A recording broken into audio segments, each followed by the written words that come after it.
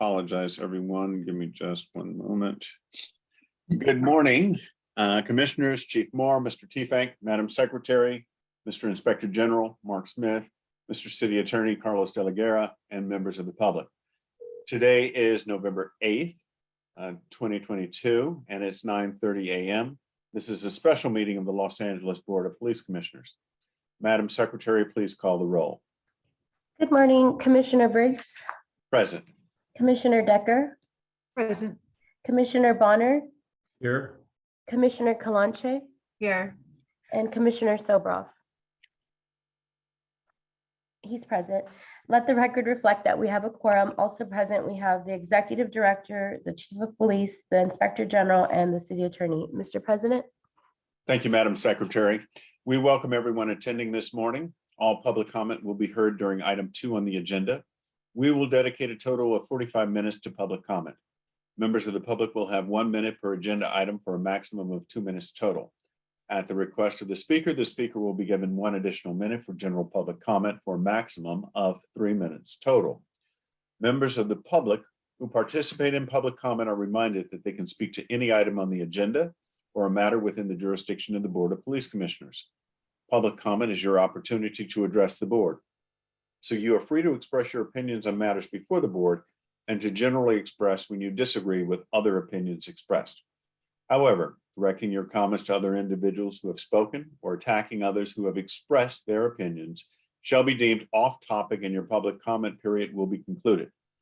Members of the public, if you choose to participate in the public comment portion of the agenda, you can participate in this meeting in one of a number of ways that are outlined on the agenda. At this time, we're going to go to the report of the Chief of Police, item 1 on the agenda. Good morning, Chief Moore. Good morning, Commissioner President Briggs, Vice President Decker, Commissioner Bonner, Commissioner Sobroff, Commissioner Kalanche, Mr. City Attorney, Mr. Inspector General, Mr. Tiefenk. As I do each week, I'll begin with the COVID-19 update. This past week, we had 27 additional COVID-19 positive test results. That number is an increase from the previous week of 15. Of the 27 positive test cases, we have 21 that have been previously vaccinated. That's just under a 78% rate. We have 92 personnel that are home recovering from COVID. That's an increase of 27 from the previous week of 65. We have no one, I'm grateful to say, hospitalized due to COVID. We still have 15 long haul individuals that are recovering from this virus. Moving next to events, I want to talk about 2 issues. One, a very significant matter that caused a great deal of concern by myself and a number of others, as well as members of the public. On the 31st of October, last Monday, the department was notified by this Office of the Inspector General of a New York U.S. Attorney's investigation involving the actions of senior CBS executives involving the efforts to conceal a reported sexual assault investigation against a CBS executive by the name of Leslie Moonves. The department had not been previously been involved in what appears to have been an extensive investigation by members of the U.S. Attorney's Office from New York of senior executives as well as attorneys within the CBS Corporation. U.S. attorneys announced days later that their investigation had collected evidence, including audio recordings and email messages that identified not only the actions of CBS executives, but as well as actions of a then LAPD captain, Corey Palka, who was at the time in charge of the Hollywood area.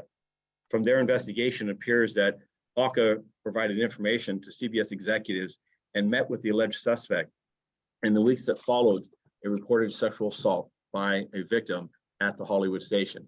Additionally, it's alleged that Palka's actions involved statements that indicated his efforts to monitor the progress of the subsequent investigation and keep the entire matter from being known to the media and others.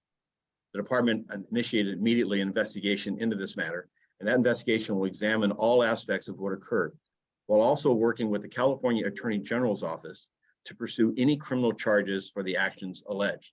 While the U.S. Attorney's Office out of New York is conducting and reached a settlement with CBS as to their efforts to conceal and obstruct the discovery of this sexual assault investigation involving their senior executive, the U.S. Attorney, the California Attorney General's office has taken jurisdiction over any criminal actions by anyone involved in this case here in California. We are cooperating fully with the California U.S. Attorney's Office, and they have our encouragement to identify and pursue any charges that are relevant in the release of this sensitive and confidential crime report.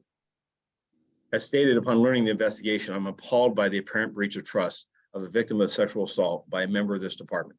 And I recognize how this apparent breach can have a catastrophic impact on the trust and confidence of this department by victims of sexual assaults, who all too frequently believe that our criminal justice system fails them. Yesterday, I met with a number of advocacy groups and recognized leaders dedicated to protecting victims of sexual assaults. First, to apologize for this breach of trust. Second, during that hour-long meeting, was to talk about the path going forward. We provided a summary of what we know right now as to this investigation, as to the involvement of the now retired Corey Paca. He retired in March of 2021. Additionally, we committed to examining the circumstances and the manner in which this original investigation was conducted. The sexual assault victim came into the Hollywood station, provided us initial statement, and then this case was assigned to Robbery Homicide Division as part of the specialized investigations into the alleged sexual assaults involving the quote unquote Me Too movement that was occurring at the time in 2017 and 18. RHD conducted an interview of the victim as well as others and presented their case to the LA County District Attorney's Office, which declined to file any charges on the basis of a statute of limitation. The alleged assault occurred in 1986 and reported again in 2017. It had not been previously reported to this department.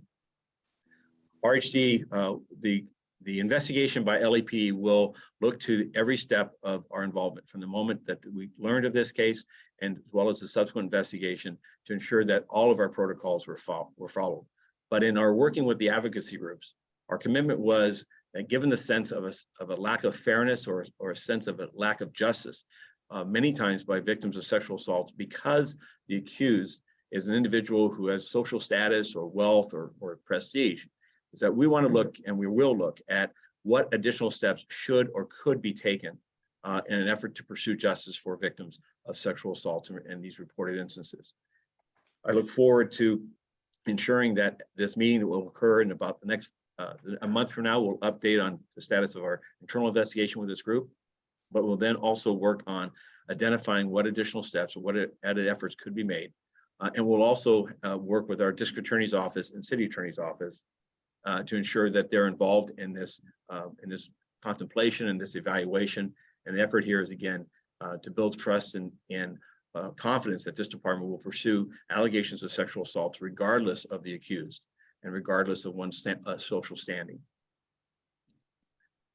Next, I'd like to identify an instance which involved the attempt murder of a police officer, and I'm grateful that she has survived this attack.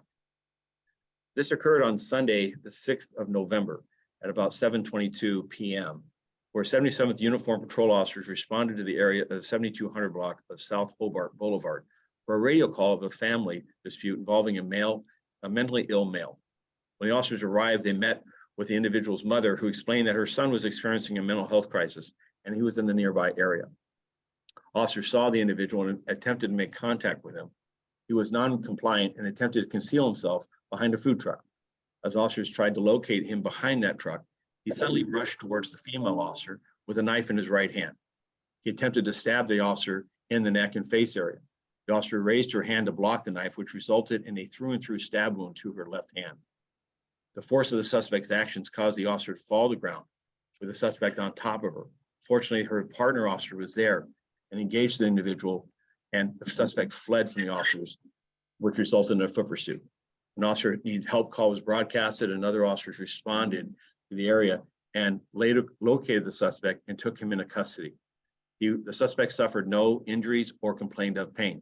There was a minor use of force both by the initial partner officer as well as the subsequent officers that responded. A crime scene was established and evidence was documented and collected. The female officer was transported to a local hospital and where she was admitted and underwent surgery.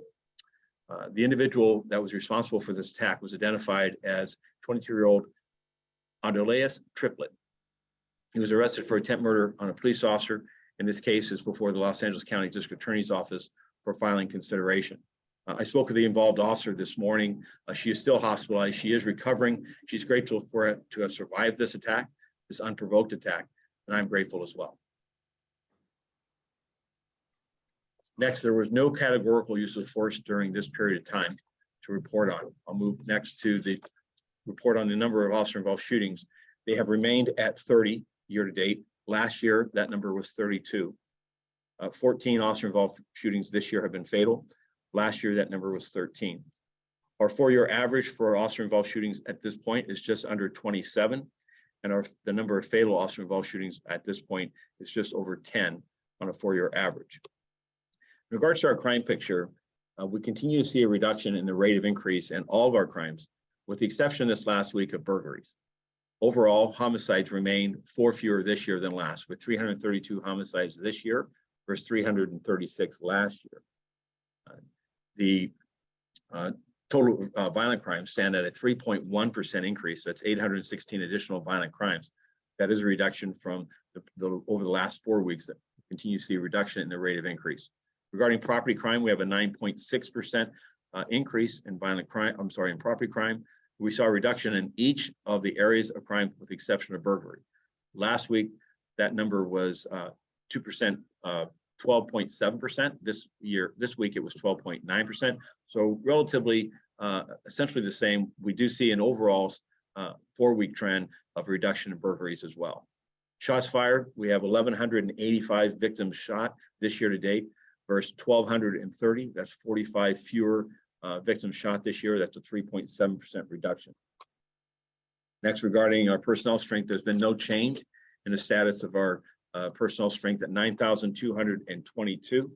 Our sworn authorities are at 9,460. So that's 238 fewer sworn members of this organization than our authorized strength. Our civilian staffing is 2,663. Our authorities are 2,705. So a stagnant of 42 fewer civilian members.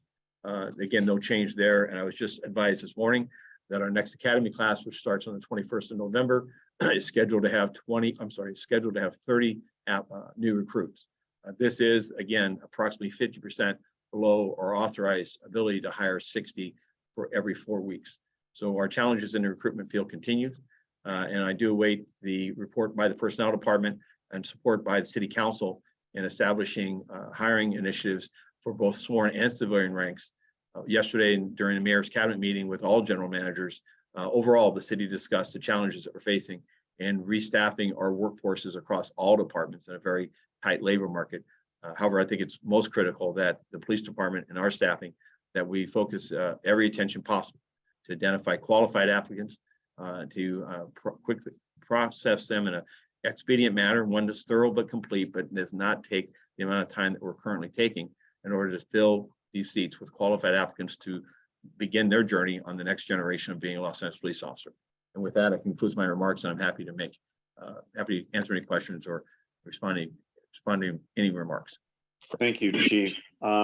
Before I turn to other commissioners, I want to talk for a moment about this Captain Corey Polka matter.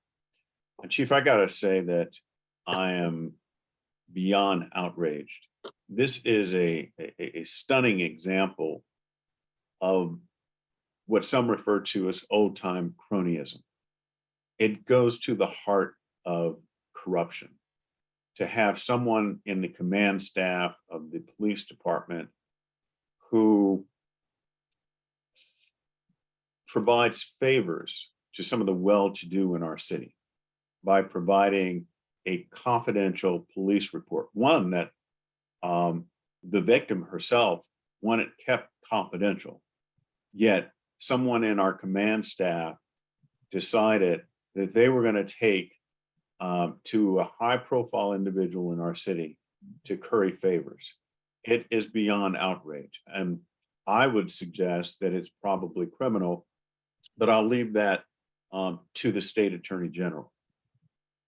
I am hopeful that our own inspector general can monitor and observe the investigation that the department will be going through, and I believe Commissioner Decker has a more detailed proposal for the Inspector General. But I just wanted to weigh in because this absolutely puts our city, this department, in a bad light, nationally. That in this day and age, that type of corrupt, arrogant use of power is just still going on.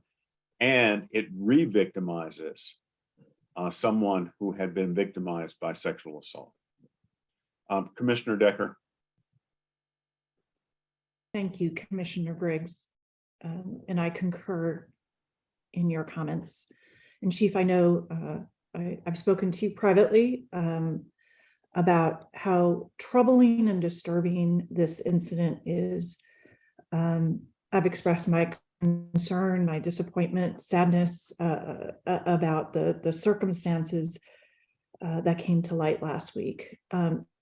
But it is important to note, as you did, Chief, that the actions that we have been learning about are a violation of trust between a crime victim and their police department.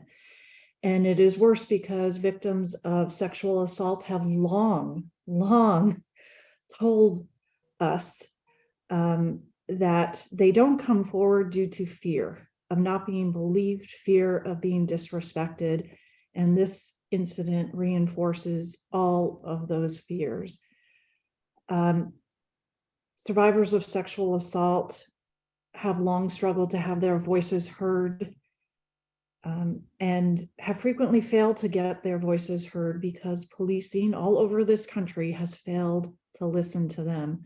So the department has a lot of work to do, a lot of work to overcome the distrust that has rekindled as a result of this incident. And I do want to note that the department has made steps in the past to ensure the voices of sexual assault victims have been heard. And I'm thinking in particular about the DNA backlog that I know, Chief, you were deeply involved with. But unfortunately, an incident like this takes us backwards, far backwards, where the voices of sexual assault victims are being dismissed within this department. And that is not acceptable. And it's not acceptable, particularly that it comes from the leadership, someone who held a leadership position and someone who was even should have held that trust with victims of crime even more diligently than anyone else. So we have a lot of work to do, but I personally am committed to trying to be part of the solution here and take steps forward. And meeting with the advocacy groups is a great first step, but again, more needs to be done to be sure they are confident this department is hearing the voices of sexual assault victims. But for today, and with respect to the allegations that then Captain Palka and anyone else in this department who may have been involved in that incident, I'm directing on behalf of the commission, the Office of the Inspector General to monitor the department's complaint investigation of the allegations made regarding whether it was then Captain Palka or anyone else involved in this incident. And I further direct the Office of Inspector General to review and evaluate all department procedures related to the confidentiality of complaints and associated criminal investigations of sexual offenses and report its findings to the Board of Police Commissioners. In that effort, I asked the Office of Inspector General to look broadly at best practices and procedures and to not limit its view to police departments, but to also include what sexual assault advocacy groups consider to be best practices and what they recommend as well. That is my request to the Office of Inspector General, my direction to the Office of Inspector General as a member of this board. Thank you, Commissioner Briggs. Thank you, Commissioner Decker. Commissioner Soberoff.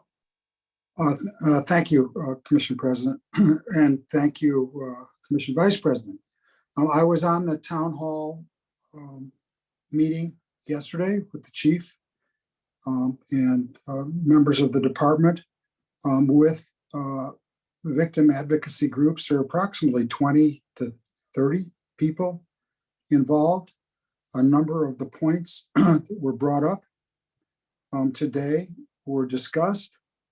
And the groups were asked for their comments about regaining trust, also about this never again, how this happened, how it won't happen, again.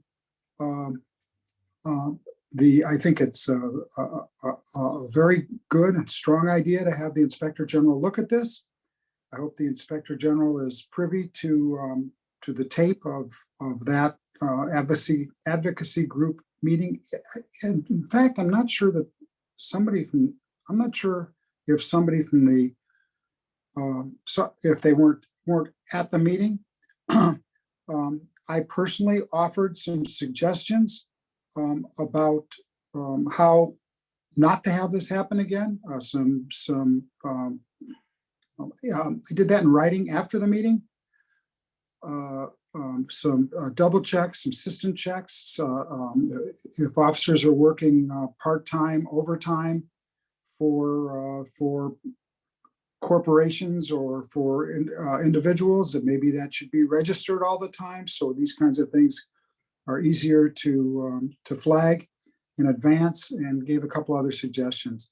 So this was something very wrong that happened by an officer, assuming that it's correct. You're innocent until you're guilty in this country, but assuming that that's correct.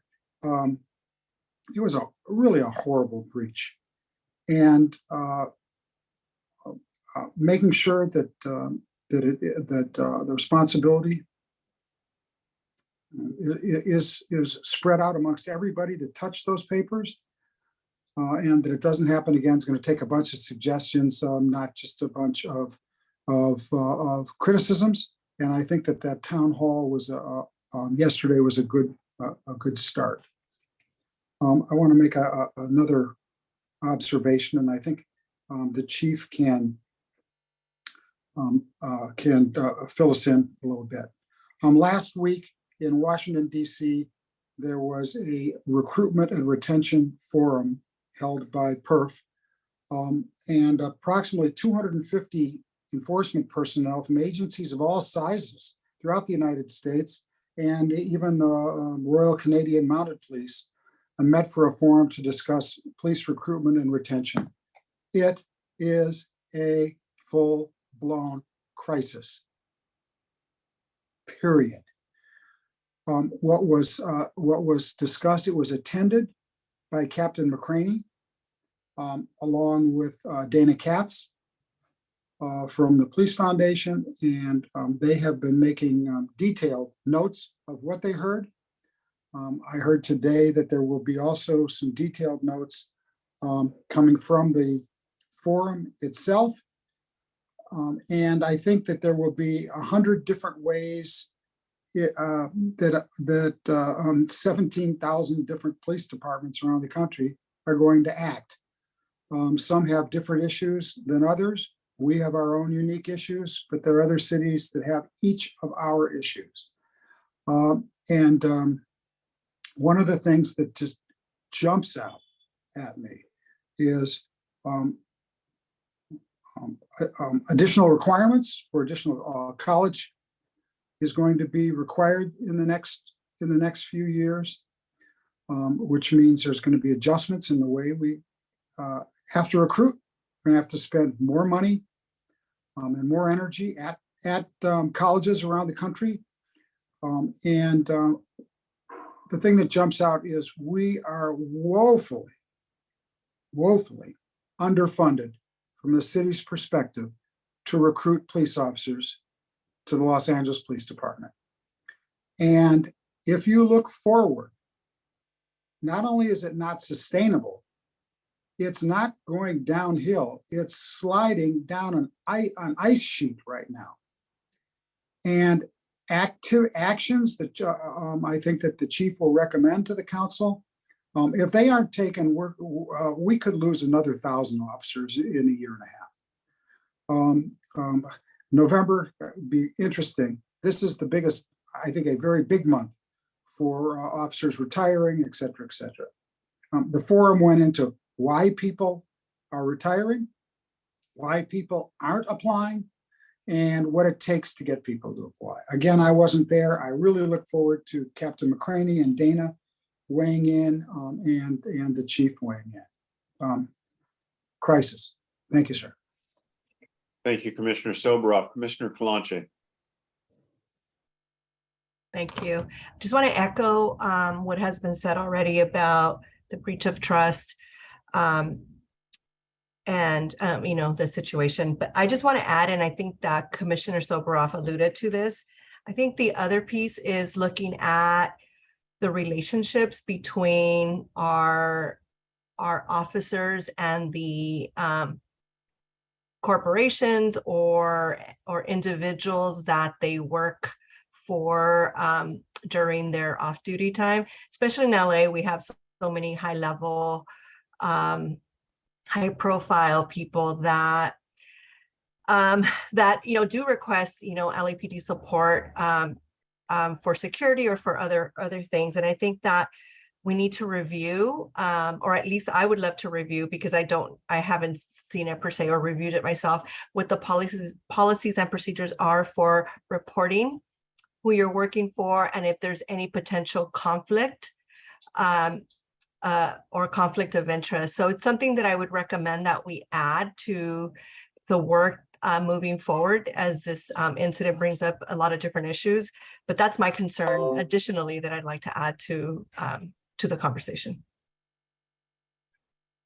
Commissioner Briggs, may Thank- I ask, my direction to the Office of Inspector General include what Commissioner Kalanche and Commissioner Soboroff added on the conflict of interest procedures and ensuring that all of the procedures are thorough and highlight the issues that we've all been made aware of.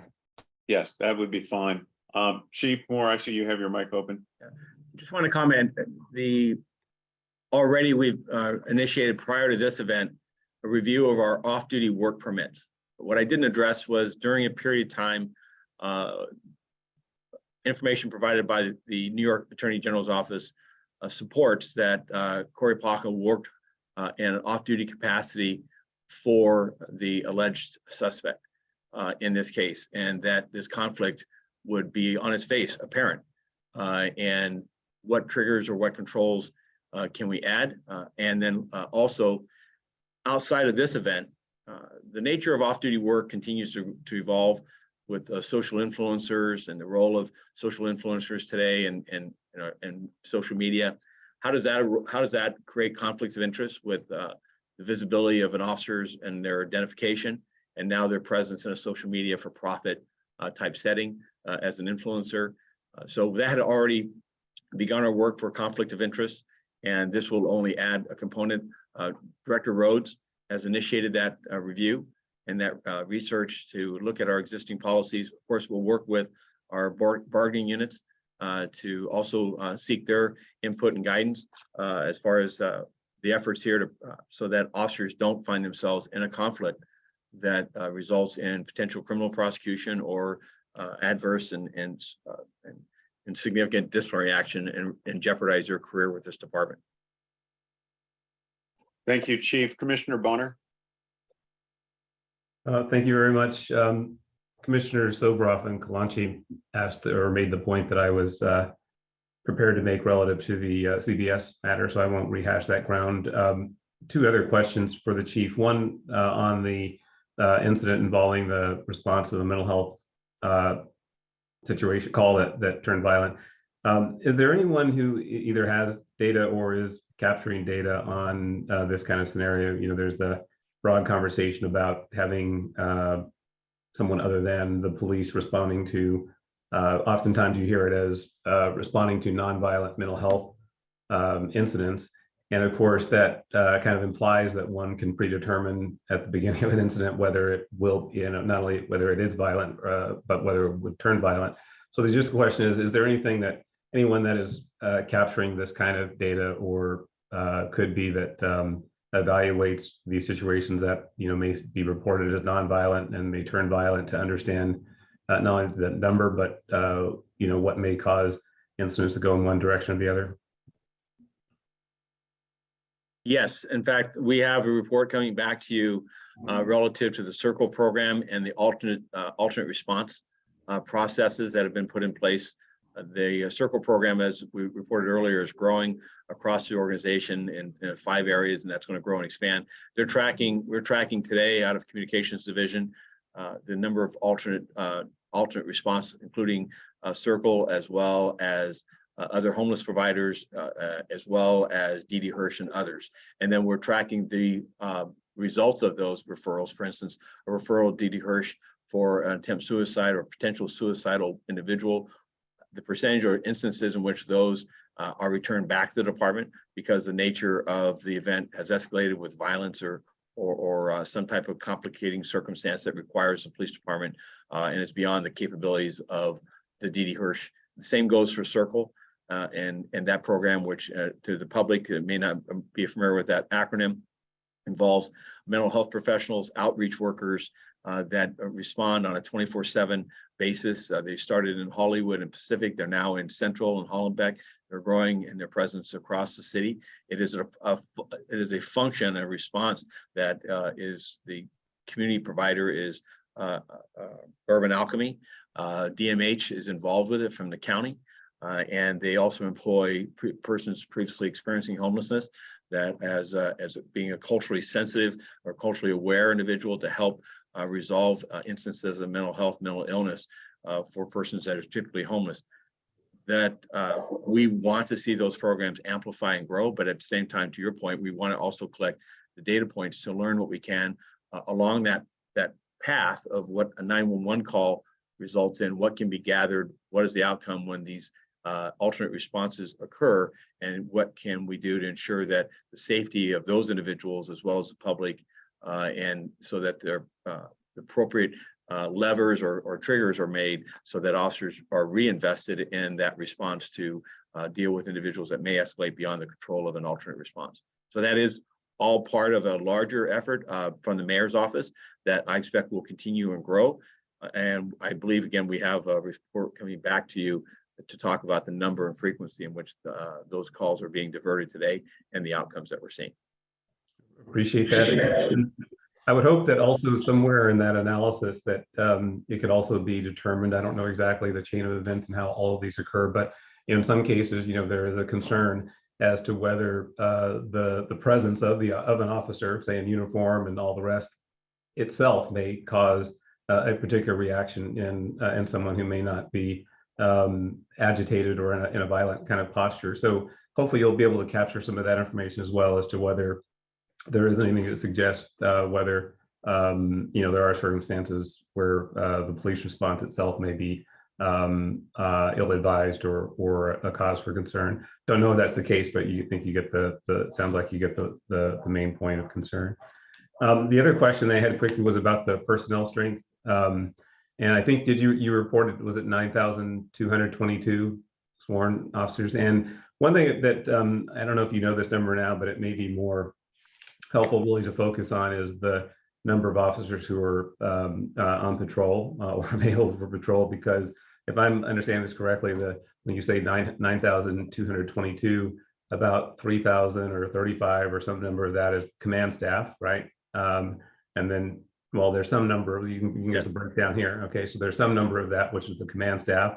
And then you have the 143 or whatever that number was of people who are sworn but working in administrative roles. So the question really is, what is the actual number of officers on patrol? So the distribution of our workforce of 9,222 for the patrol function at the geographic areas is just over 3,000 personnel that are working, whether it be in a black and white or at a front desk assignment or as a senior lead or as a gang officer or those specialized positions. The other portions of the makeup If you look at, or as we look at 9,222, there's also recruits that are in the academy that make up that number. So the last 6 months of recruitment, that might be, I don't have that number in front of me, but that 250, 300 would be an estimation. Then you also have people assigned to internal affairs and to force investigations division, into specialized areas such as the Office of Special Operations, and the numbers that are deployed in the Detective Bureau, the specialized divisions. Last week, we had a presentation on the HIDA task forces on the narcotic investigations. There's a portion assigned to those that, as you heard yesterday or last week, was, I think the number was 12 or 14. But we're happy to provide an organizational chart that shows the distribution of personnel. It's publicly available. And certainly happy to show the building blocks of what makes up this organization. I shook my head when you said 3,000 command officers, because we have about 120 command officers in the organization. That's captains and above. Yeah, okay. I think what I was reacting to was some months ago, we had a report on the patrol plan. And that number did break out of the 9. It was some 3,000 or so that was broken out. And that probably was the full basket of what you just described. That included not only command, but others, specialized units and a lot of other. But the main point is that that'd be helpful also periodically, and maybe for the next report, is just to tell us how many officers are patrolling the streets, which is kind of the core number that I think a lot of people wonder about. Thank you. And I'm happy to do so. For instance, there's more than 600 personnel that are assigned to traffic duties, whether it be a motor officer or the investigation of traffic collisions. That's not part of the 3,000-ish that I gave. So happy to provide a general pie chart in my remarks next week that shows the distribution of personnel.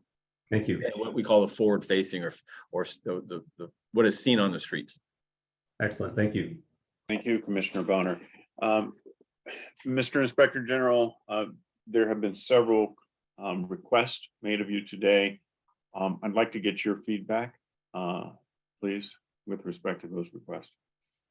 Thank you, Commissioner. Good morning to everyone on the call, and good morning to Commission and staff. I just wanted to confirm that the OIG has both heard and will meet the request and direction given by this commission today to our office. We will monitor the department's investigation into the conduct that's been alleged with regard to former member of the department, Corey Palka.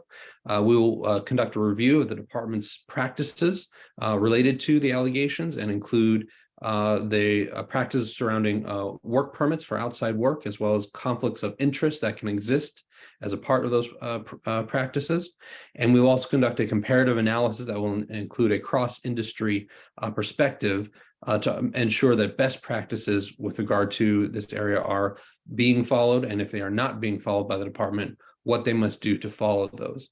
The only thing I wanted to add is, as Chief Moore mentioned at the start of his remarks regarding this incident, the OIG was contacted directly by the California State DOJ last week, and that's when we first learned about these allegations. At that time, pursuant to appropriate protocols, we did contact the department and ensured that investigation by the department was initiated.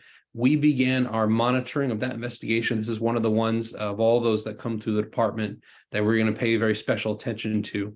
We began that monitoring immediately because we understood the sensitivity of this case, and we will continue doing so through to its completion, again, in accordance with your requests.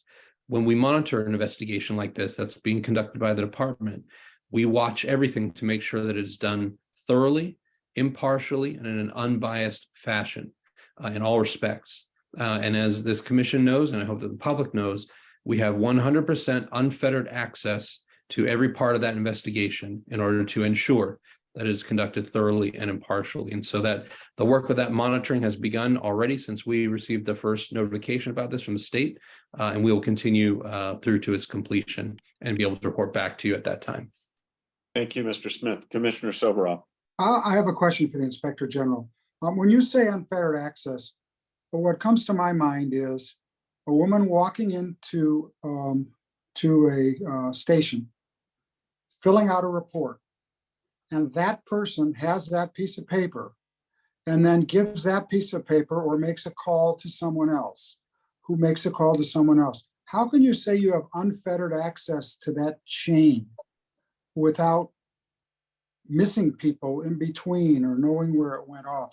How difficult is that in the age of no technology in this process. And I understand from the chief that technology is going to change starting next year or the year after. But how do you say unfettered access when we're talking about a piece of paper going from one person to another, or that person picking up a call and say, holy cow, man. Thank you, Commissioner. My reference was to the investigation that will be conducted by the department.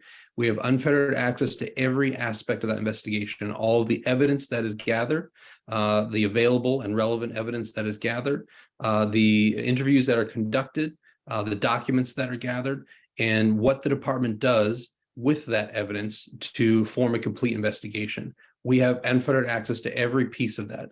If there is evidence that is known to have existed, but is no longer available and the department is unable to get it, one of the things that we will do in our review is ensure the department has taken all appropriate steps to gather all relevant evidence. If they have not done so, we will communicate that to the department immediately and ensure that that is rectified. However, we do recognize that there exists the possibility, and I will not speak to this investigation in particular. I do not have a crystal ball. I have not monitored it yet. But I do know that, just speaking in general terms, there are times when evidence that is known to have existed is no longer available. If that happens to be the case, that should not stop the department from conducting the fullest and fairest investigation it possibly can with all available evidence. And so those are things that we will, some of the things we'll look for when we do our monitoring. Okay, and Chief, you've given assurances that that's exactly what you plan on doing as well, correct? Oh, absolutely. In fact, we value the OIG's monitoring and any insight they might offer. Again, no stone unturned on this. And to your latter point, for those that aren't aware, the department is going to an electronic record-based record management system. Today's system of collecting a crime report is a paper-based system, which doesn't have the accountability, if you will, that copies can be made and so forth without a record, as say compared to body-worn video, which any copy made of that is logged and detailed and available to be recovered later to determine a path of evidence. So that record management system is in its design stages. Just last week, I traveled to Chicago to meet with senior executives, including the CEO, to understand the game plan and also the timeline, because we want to see that is properly designed but implemented so that in January of 24, we will begin that and the full transition to that new electronic-based record management system, which would allow for an audit trail of the distribution of any report of this magnitude or any other crime report for that matter. Good, thank you, sir. Commissioner Decker, your mic is open. Do you have any further thoughts or comments? Yes, just for clarification with the Inspector General, I'm just want to be clear because you mentioned just former Captain Palka, but it's anyone who was involved in that investigation, whether they currently be with the department or not. So you have that clarification, right, Mr. Inspector General? Absolutely. All right. Very good. That's the only clarification. Thank you, Commissioner Briggs. Thank you, Commissioner Decker. Thank you, Mr. Smith, and thank you, Commissioner Soboroff. At this time, we're going to open it up for public comment. Okay, our first caller is Betty Lay. Good morning. Good morning. What items would you like to speak on? Chief's report, agenda items, public comment. Okay, 3 minutes. Okay, first off, everyone knows I support Chief Moore and LAPD. And with everything that's been said this morning, I'm also supporting all the comments that came out from police commissioners on this incident. Hopefully it's taken care of. On the agenda items, I support all of them that involve donations. And I'm hoping that everybody stays safe out there with the weather. Buckle up, put down your cell phone and stay healthy. I thank you. And I'm going to yield the rest of my time. Okay, thank you. Next, we have caller ending 1264.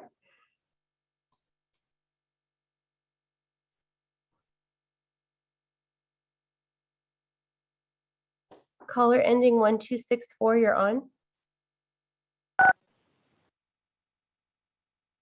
Hi, Chief, and Commission members.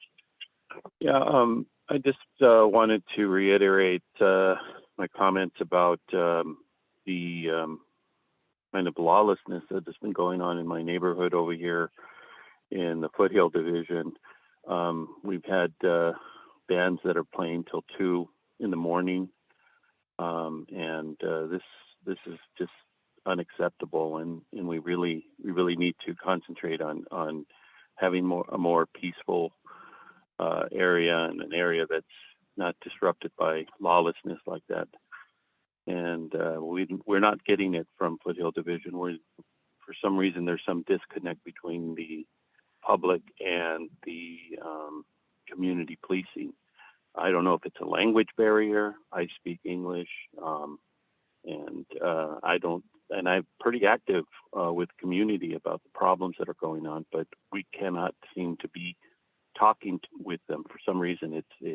It just, I don't know if the COVID thing's still going on with them. I have no idea, but those things need to cease because those disrupt kids' sleep patterns, and that disrupts their studies, and that just disrupts the community altogether. So if we can really do something about that, that would be really helpful. Thank you. Sheriff, before you hang up, if the caller that's just spoke, if you would contact my office or the Board of Police Commissioners or the Office of Inspector General, if we can gather your information, we'll certainly investigate this matter, ensure that your calls and the calls for services in the Foothill area are addressed as they should be. Okay, and our next caller is caller ending 3146.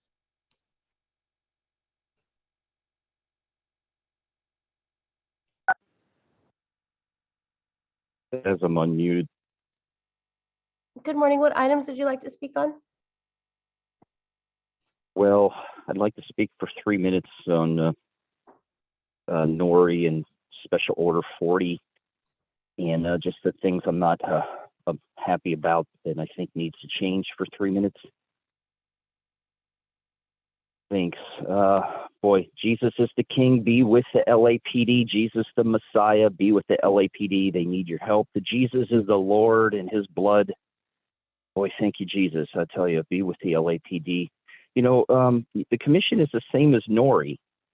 Have you know that the heart of corruption is the commission? You know, Eileen, when you're speaking privately, that needs a cam. And you know that there's no way to gain the trust anymore. It's going to take 25 years of not killing people, which isn't going to happen. Okay, remember when Martin said America's going to wake up to a rude awakening if the nation continues with business as usual? And this is what you did, and this is what we woke up to. And you people are the problem. Okay, so let's keep going on. You know, Lou, if she didn't know, you know, about Nori, she would be saying Nori is cool, about this elusive wall, unseen wall of racism. You know, that's not new. Excuse me, it's not new, and it's not just 4 people or 400. There's like 4 million of these people in the government. And you 5 and the last 75 commissioners are same thing. On like the Dreamers DACA Special Order 40 to stay here. Or like when a girl was raped, there's a Nori that says that everybody can stay here. We don't need to deport. And that's mean to other girls. I don't know how people would treat a girl that way. Have somebody rape them who's not here legally and then just let them stay. Remember when George Bush was the president, he left Jamil Shaw's mother in Iraq. What a mean Bush. What a mean person to a girl. Same as Nori, right? Same as the paychecks. There's these walls, right? Congress is a wall, the police are a wall, the sheriff's a wall, the state legislature's a wall, the governor's a wall, the mayor has a wall with the chief. There's a wall with paychecks. This goes on everywhere. It's absolutely disgusting.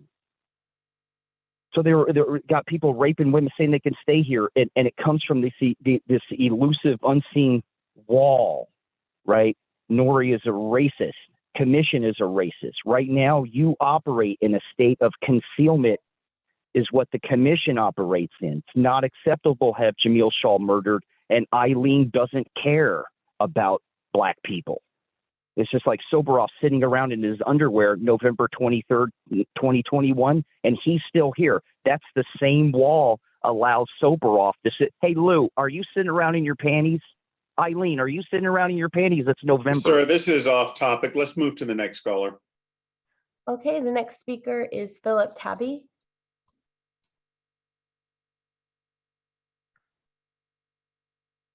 All items, please. Okay, 3 minutes. Thank you. Allegations have been made over and over at this meeting regarding corruption at the highest levels, and it seems no one is taking it seriously. Did the OIG interview the latest victim in the massive cover-up and corruption Chief Moore and Soft on Crime Monica Rodriguez are involved in? I suggest Captain Johnny Smith and many others should be interviewed as soon as possible. The media is finally beginning to pick up on the biggest corruption scandal in the valley, in the city. The people had enough, and there's much more coming. Residents of Foothill Division have gathered 2 weeks in a row and will gather more to protest the unjust transfer of our captain, who was disciplined as retaliation for speaking truth to power. Unfortunately, we've seen this move coming. Mike, remember when we met and I said anything out of the ordinary happens to Captain Smith, you will be blamed directly.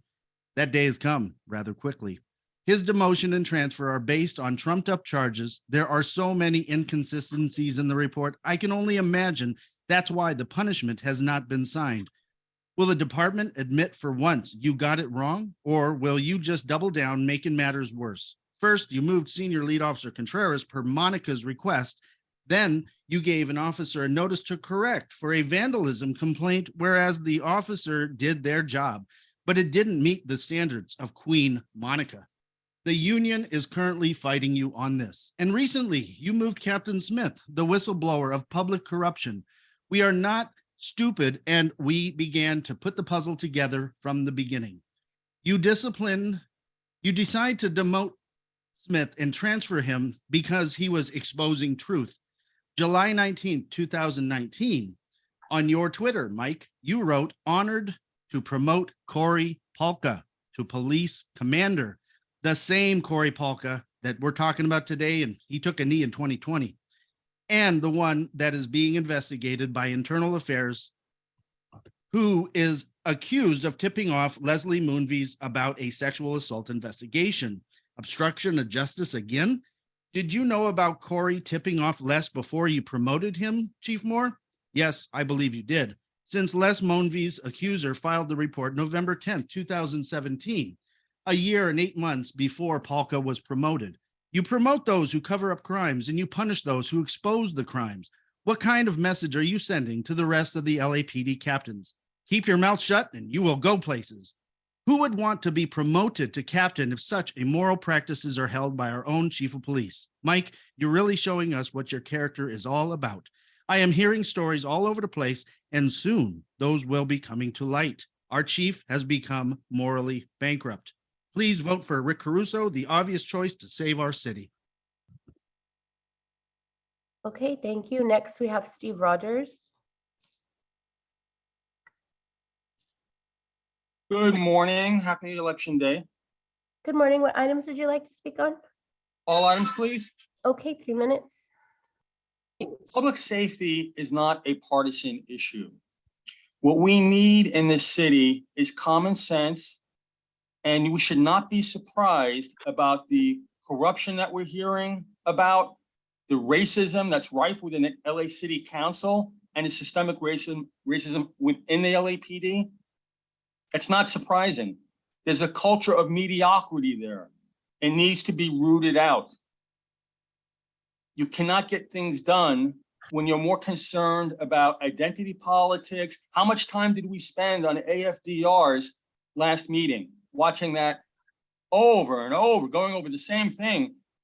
It really is a waste of time at a time when we don't have time to waste or resources to waste. This whole concept of black and browns are disproportionately stopped. Well, that's according to the population of the city. How many times have we asked for demographic information on suspect information? The criminals, as those information comes from crime reports made by the victims.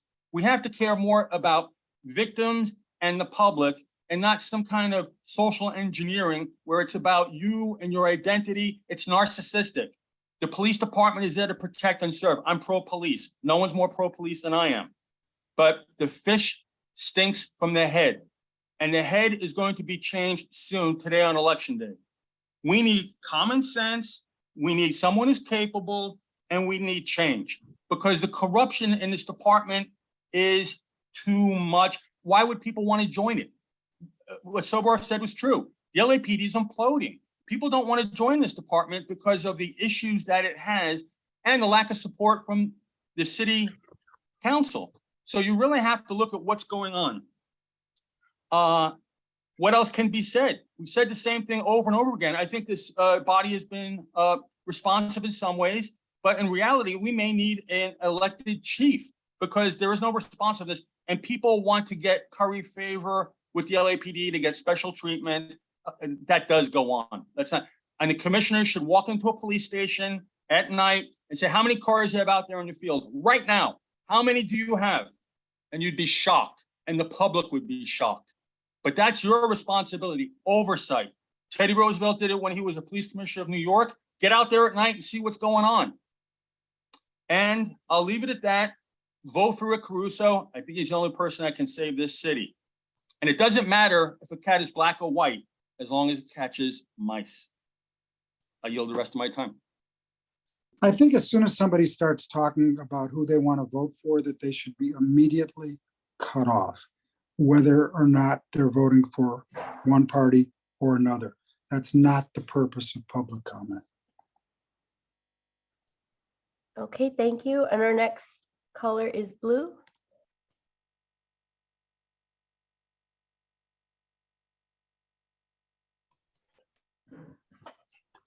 Good morning. Good morning. What items would you like to speak on? Just chief's report and just general comments. Okay, 2 minutes. Okay, thank you so much. Thank you so much for the time and the platform that you give us weekly. We appreciate it when we can voice our concerns and our opinions. I just want LAPD and Chief Moore to know that we stand with LAPD. We stand in solidarity with LAPD. Yes, blessed are the peacemakers. And it's unfortunate that LAPD is always handed the bad hand for people's bad decisions. Once we start holding people responsible for their own actions, for their own bad decisions, that includes city council and other members of our elected officials, then maybe we'll progress in this city. We want to thank LAPD for what they've done the last couple of years. I apologize. Thank you for our community effort out there. We appreciate that. We do want more officers in our streets, and it's wonderful to hear that we just have these academy classes, the one a couple days ago, and hopefully more and more in the future. So anything we can do to help, please let us know. The job fairs are wonderful. And, there's a lot of good people, good qualified people, and more than people know that do want to join LAPD. Best organization in the country and even the world. LAPD is known all over the world for their cream of the crop and just for their work efforts and just being one of the best police organizations in the world. So I disagree. A lot of people do want to join LAPD, and little by little, as the city changes, the support will be more vocal. Thank you. Okay, thank you. Next, we have Elisa Avalos.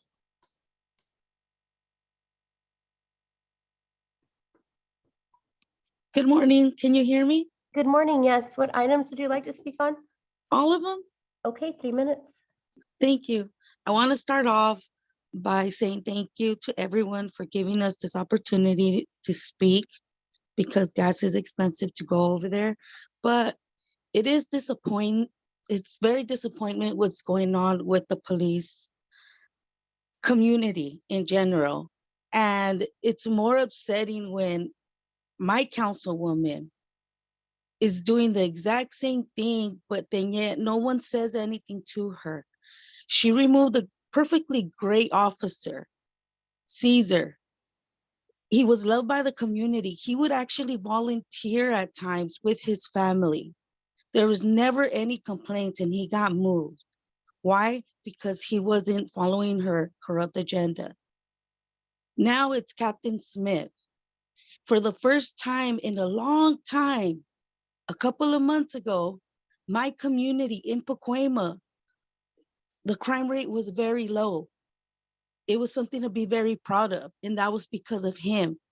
The crime rate went down when Captain Smith. Okay, now it's gone all the way up. My councilwoman has not met with him in over a year. Now the officer morale is very low.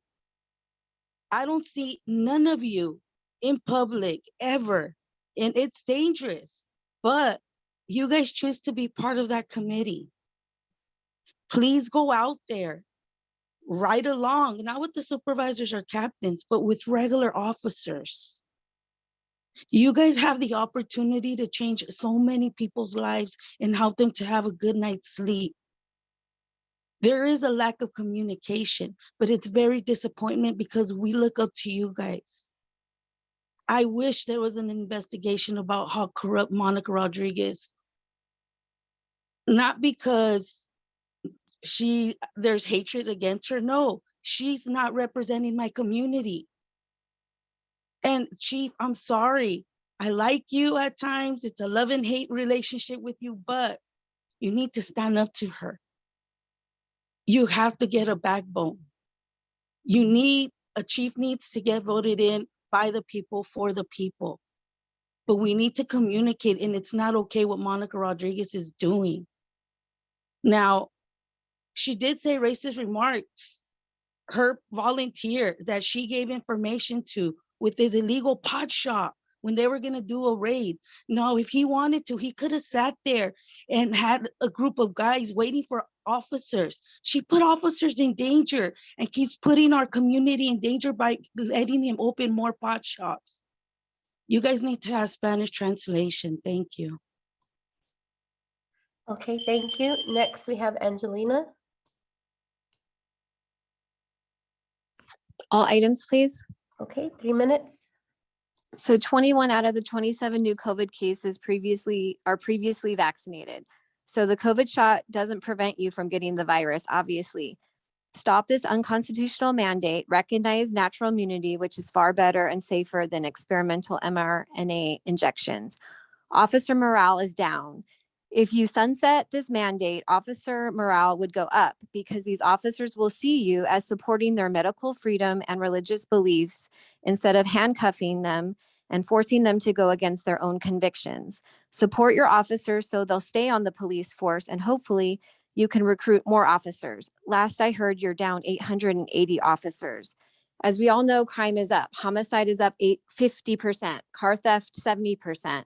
But let's look at what is down. Officer morale is down. Personnel is down. Recruitments are down. Arrests are down. Public trust is down. If you were given a report card, you would be getting straight Fs.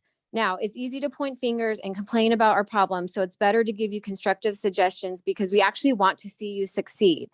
We, meaning the regular citizens who depend on LAPD for public safety, not the city council who has their own security, they're racist and corrupt, and they don't want you to succeed. They actually want to dismantle you, the LAPD. Defunding you was a first, quote, step in the right direction, end quote. Read Council File 20-0692 and the motion spearheaded by racist Nuri Martinez and our very own Monica Rodriguez. They actually want to dismantle you. Read it.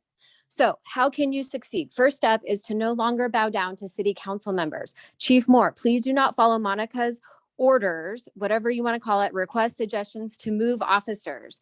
Get input from your captains, CPAB instead. Do not violate the consent decree. Do not take a knee to those who want to dismantle you, but rather stand up next to your officers. Second step is to root out corruption. This captain who protected that CBS executive, that is not the only corruption going on.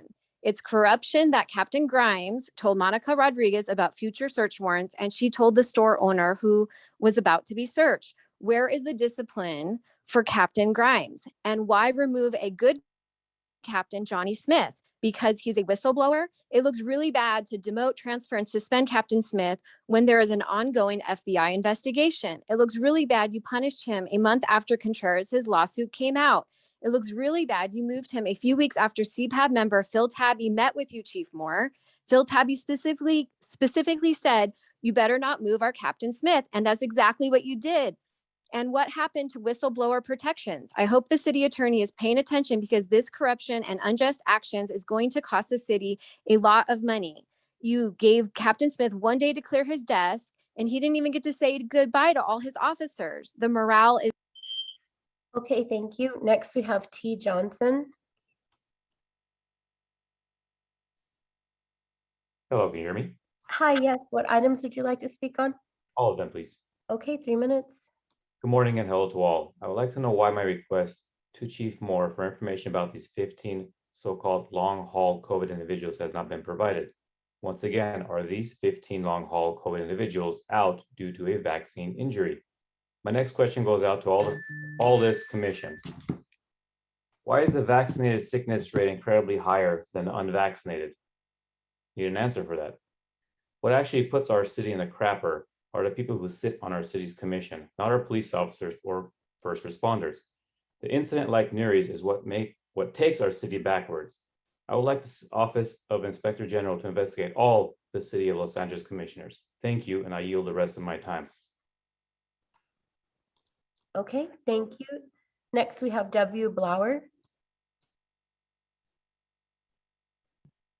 Good morning. Can you hear me? Good morning. Yes, what items would you like to speak on? All of them, please. Okay, 3 minutes. First, I would like to echo the words that were used today by the police commissioners. These are very meaning and powerful words. You quoted trust, responsibility, hearing the voices, and continue to fail and listen. These are all just words unless your actions align with these words. I will begin. As of today, per Chief Moore COVID report, the LAPD is currently at 77% of the vaccinated making up your COVID infections year to date. I'm not speaking of today's report, which was total of 27, 21 were vax, 6 were not. 77.77, let's just keep math simple, 78 to 22%. I have made a verbal request and have provided written request and also provided request in form of a public comment for you to provide the missing data that Chief Moore has failed to report on 7 times now. I know that you have read my written request because Commissioner Briggs assured everyone that all public comments are read by the Police Commission prior to these meetings. Commissioner Briggs, soon the Police Commission will be voting on Assembly Bill 361. I would appreciate it when you read from your computer screen. I would like you to provide your source, providing to validate your data that you quote to extend this mandate. This is in conflict with the CDC published information. The people are starting to ask questions, and we look to you for answers. We would appreciate it if you provide the answers that we ask. My questions that I have asked can be found in public comment archives on October the 25th, page 49, November the 1st, page 1, and today on page 1. Thank you for taking the time and listening to me today. Before I go, I would like to leave you a quote from James Altucher. Honesty is the fastest way to prevent a mistake from turning into a failure. Thank you. I yield the rest of my time. Okay, thank you. Next, we have Mark Dutton. Hi, can you hear me? Hi, yes. What items would you like to speak on? All items, thank you. Okay, 3 minutes. It is inappropriate for individual city council members to interfere and/or make personal demands on police administrators regarding how LAPD personnel are deployed. They are not elected or qualified for that purpose. The public in general feel that there is a systemic conflict of interest problem, and until that is addressed, there will be no solution. Perhaps elections by the people could solve some of these issues. We are supposed to be a democracy after all. According to the LAPD consent decree, the LAPD is supposed to collaborate and inform our communities through the Community Police Advisory Board in their respective divisions regarding issues and/or problems affecting our local communities. Like our neighborhood councils, they seem to be ignored, disrespected, and even under attack. Council members are overstepping their authority at an alarming rate and thankfully beginning to pay the price. The public will not put up with this anymore. They can't. They should not have to. Council members are elected to communicate, be transparent, and serve all the people. Instead, they serve special interests and their own agendas. Obviously, the LAPD consent decree should be a requirement to be reviewed by all regarding collaborating and being inclusive with all community members. According to the California Disciplinary Procedures for the Police Department, Section 1070, Rights and Due Process Procedures, officers are required to be allowed to contest actions, testify on their own behalf, and not be declared guilty without those opportunities before punishment is activated and change is made to their deployment and affect our communities. We demand and deserve better for our officers and our communities. Thank you so much. I yield the rest of my time. Okay, thank you. Next, we have Zach Sherwin. All items, please. Okay, 3 minutes. This morning, I'm thinking about reactive outrage as opposed to proactive outrage on your parts, commissioners. Week after week, you rubber stamp these agendas and you let LAPD misconduct and the chief's just abject career full of failures continue to sail on by. If there is any context in which you demonstrate outrage for the lethal and racist and out of control actions of this police department, we, the public who are watching you, don't see it. But again, the outrage that you do demonstrate is reactive. And when something makes local or regional or national news, you just eagerly seize on the opportunity to make these big, bold pronouncements, the kinds of things that a police commissioner, say, in a movie would make. You know, Briggs does one of his solemn orations. So yeah, we see you dogpiling on today with this Palca thing. You did it with the city council audio, back and back. You demonstrate your eagerness to get in there when the spotlight is on you. But where's the ongoing outrage? And there's so much to be outraged about, and you just sit there mutely and you rubber stamp agenda after agenda. You should be embarrassed about it. And we wouldn't bring up your self-description on your website as, quote, the citizen's voice in police affairs if it weren't so obviously absurd, because your actions in and out of the meeting are just so dismissive of what huge swaths of the community are saying. So yes, commissioners, you should be ashamed of yourselves, and your shamelessness and your willingness to be complicit in all of this says a lot about each of you. Speaking of dystopian cartoonishness, this robot dog that you are getting ready to send on through the agenda today is so blatantly a head shaker that while I have no expectation that you're going to send it through, that you're not going to send it through, I just sort of can't believe it. Especially, I'm looking at a New York Times article from 2021 about how they got this exact same product and there was such a backlash from the city that they terminated the contract early. So it's like, do you think people aren't going to notice? Do you know about that and you don't care? spy robot dogs. Change the time of this meeting. It happens at the same time as city council. I'm not going to say any names because I assume it'll get me booted off, but your rule enforcement is inconsistent. Callers reference other callers by name and you don't do anything about it. It happened today. They rant about mRNA vaccines and you don't declare it off topic. It's fascinating to see who you do hang up. And now I'd like to close with some words about who I'll be voting for. This election day, I am looking forward to taking my ballot and my blue or black pen and filling in a vote for the. Thank you. Next, we have Lionel Mares.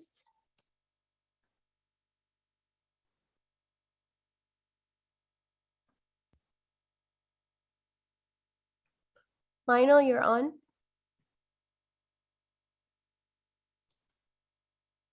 Okay, we'll move on to the next caller. John Von Gutten.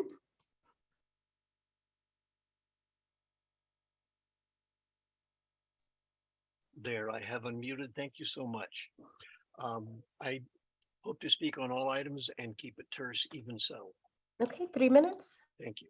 Board, thank you for this forum. I respect that you volunteer just as I volunteer in Salonda Neighborhood Council for 6 years as an LAPD patrol volunteer specialist and rescuing trees on Foothill Boulevard. But in a series of matters brought to your attention many times, I am forced to point out that this board's response was to take the easy way out, not the high road of integrity. This is harder to confront than the Palca Moonves matter because the issue is in the now, not in the past. It involves our current LAPD chief, not someone retired and absent. But it does exactly exemplify what Commissioner Briggs correctly termed old-time cronyism by providing favors to the powerful in our city so as to curry their favor. I cite the two recent invidious transfers of Slow Cesar Contreras. The other is the inequity of a transfer demotion and 10-day no-pay suspension of Captain Johnny Smith. Both made waves as whistleblowers, yet in direct contravention of the letter of the law and the spirit of laws protecting necessary whistleblowers in society and LAPD, both were summarily and very publicly punished as an example to all other whistleblowers to shut up. You cannot honestly take refuge behind your statements that the chief manages day-to-day personnel movements when transfers and demotions were done so as to intimidate and hush up two among LAPD who sought to improve the department that you hope to guide and our city, even though their reports were embarrassing. You just have to face up to that and offer to reverse those actions. And if I may,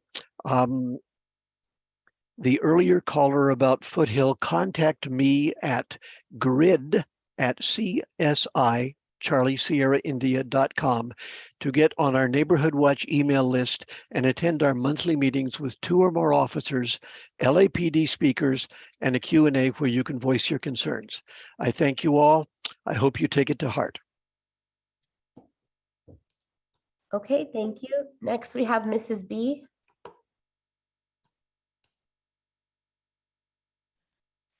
Good morning. Good morning. What items would you like to speak on? All items. Okay, 3 minutes. Okay, thank you. Good morning, everyone. I wasn't going to speak, but now when one of you spoke up and said, oh, this isn't about the elections, when people were saying their election choices, I'm thinking, oh, yes, this commission is all about elections.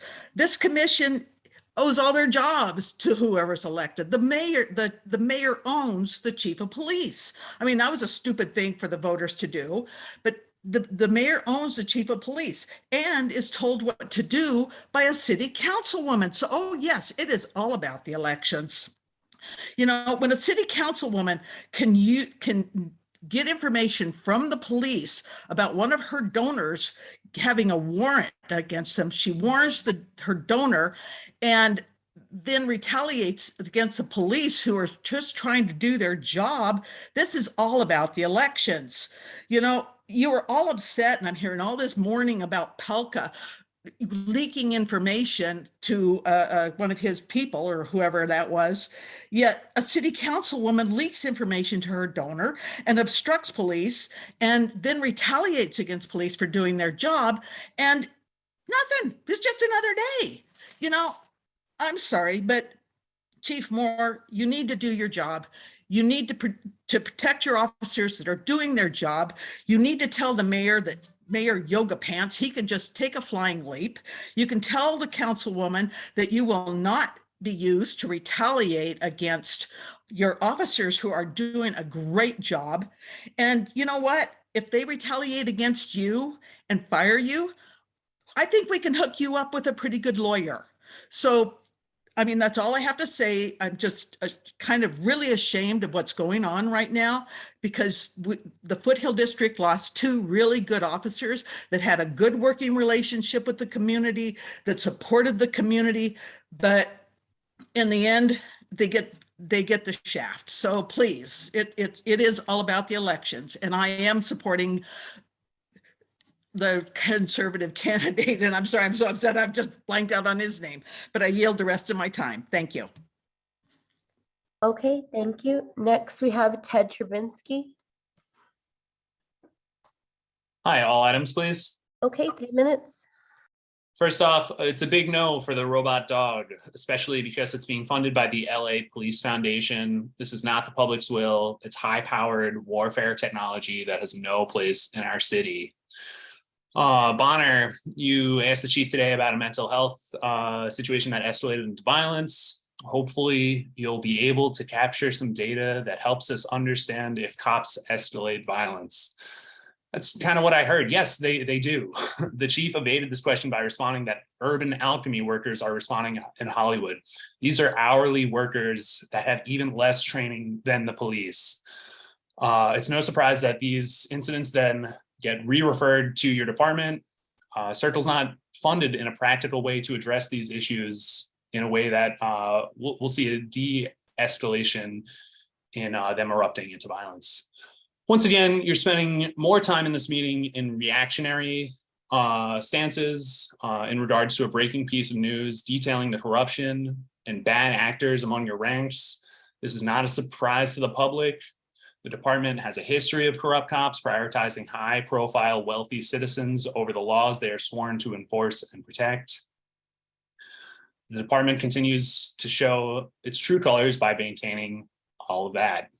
Please extend the 45-minute time limit for public comment. Please move this meeting so it does not conflict with City Council. This has been heard for many years now and has been extra prescient over the past few weeks. I know I've been on that call instead of this one. I know I've already cast my vote for who I'm hoping the next mayor will be, hopefully a mayor who appoints commissioners that represent the people's voice instead of commissioners who rubber stamp the continued racist department's legacy. Thank you. I yield my time. Okay, thank you. Next, we have Josie. Good morning, can you hear me? Good morning, yes. What items would you like to speak on? Oh, please. Okay, 3 minutes. Yes, I'd like to request again if you can give us heads up to whoever is the next caller. And second, I want to reiterate my support for LAPD. I do think that there's a lot of issues in communities. And I think rather than joining your meeting and make it a negative meeting, I'm going to invite my chief of police to come over to my community and address each issue individually. I think it's the best way rather than just accusing everybody. And let me tell you, I wouldn't want to be in your shoes. Never would I want to be in your shoes because nobody in the world can do the job that you guys do. I do, however, want you to be held accountable. And I think it's up to us to hold you accountable in the right manner, in a positive way, and working together rather than yelling and screaming or calling your names or accusations. Thank you so much. Okay, thank you. Next, we have Adam.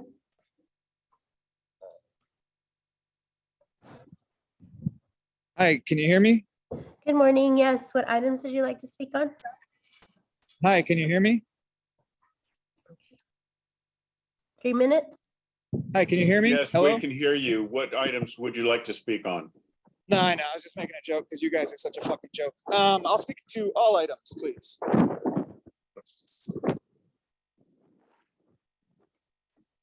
Go ahead, please. Oh, thanks, Bill. So yeah, where to begin? Steve, I really appreciated your impassioned speech about retention and pointing out that the executive director of the Police Foundation flew to Washington to figure out the best ways to mobilize, private donors and foundation money to deal with the retention problem, when the retention problem is rooted in the fact that nobody wants to join the fucking LAPD. Not like you're not finding the right candidates. People realize what a fucking sham of garbage policing is in terms of being reflective of anything meaningful when it comes to community safety. So, keep crying. But anyway, speaking of crying, what the fuck is with that robot dog? It's election day. You announced this on Friday, and now you guys are just gonna shovel this fucking through along with expansion of drones. I don't know. I remember Mr. Bonner a few years ago. I think it was 2020, maybe it was 2019, asking about different processes for like looking at these donations. Well, Dale, what's the process been in the last 3.5 days for the 5 of you to look and do research on this fucking robot dog? Who is actually paying for it? I mean, we can go back 20 years and see random, like, is it the Broad Foundation? Is it Casey Wasserman? Is it David Geffen? Is it David Katzenberg? Who's actually like shoveling the $277,000 for this robot dog?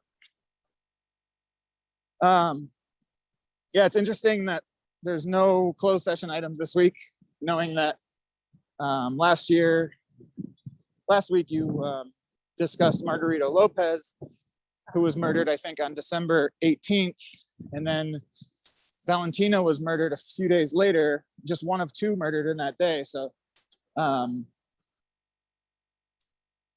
just wondering when Valentina's murder is going to be on a police commission agenda, and what, Steve, you're gonna justify to vote against finding out a policy.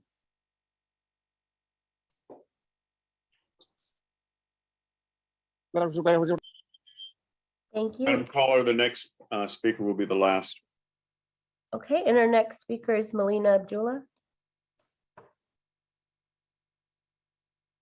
Oh, I'm glad I finally made it on. This 45-minute time period for public comment is absolutely ridiculous. And we want to remind you that the police commission committed to having in-person meetings and in the community meetings in the evenings. That was supposed to have happened years ago. And instead you continue with this format that's fundamentally anti-democratic. I know Steve Soboroff wants to make it so that we can't talk about voting on election day, which as a professor who's trained as a political scientist knows that that is against our First Amendment right. We should be encouraging everybody to go to the polls and vote yes on Measure A so that we can hold sheriffs accountable. We should be encouraging everybody to go to our polls. That's supposed to be what we do in the name of Fannie Lou Hamer and Martin Luther King that you all like to invoke, but never really uphold what they stand for. And so this is also fundamentally undemocratic. You're supposed to be hearing from the people. And I don't understand why our meetings, nobody else is meeting online. You all committed to meeting and following what city council does. City council has in-person meetings. Why don't you? Are you still pretending like there's some COVID scare and that's why we can't come into the room? Or are you running from the people that you're supposed to be there representing? Finally, I just want to uplift that Los Angeles continues to lead the country in the murders of our people at the hands of police, and LAPD is at the front of that. So your job is not supposed to be apologists for LAPD, but to hold them accountable. You're not doing that. So that's why every single week we're on this line saying that you all need to go, saying that all of you need to go. And so we're going to continue to say that, continue to vote for folks who will remove you all because you're derelict and really betraying your duty as police commissioners. And so we're saying that all of you need to go. We're going to continue to push. And if the electoral process doesn't work, then that's why you get protesters. We were 18 days in front of Kevin De Leon's house. We chased him out of the San Vicente bungalows. Don't think that that can't happen to you as well, because it will. And stop putting these police apologists on the line. We know that there's, you can see who's on the queue on Zoom, and you all are absolutely advancing those who you think are gonna be apologists for you. So we say Black Lives Matter. We say vote, vote and organize. We're here today, and we're gonna be here every single week.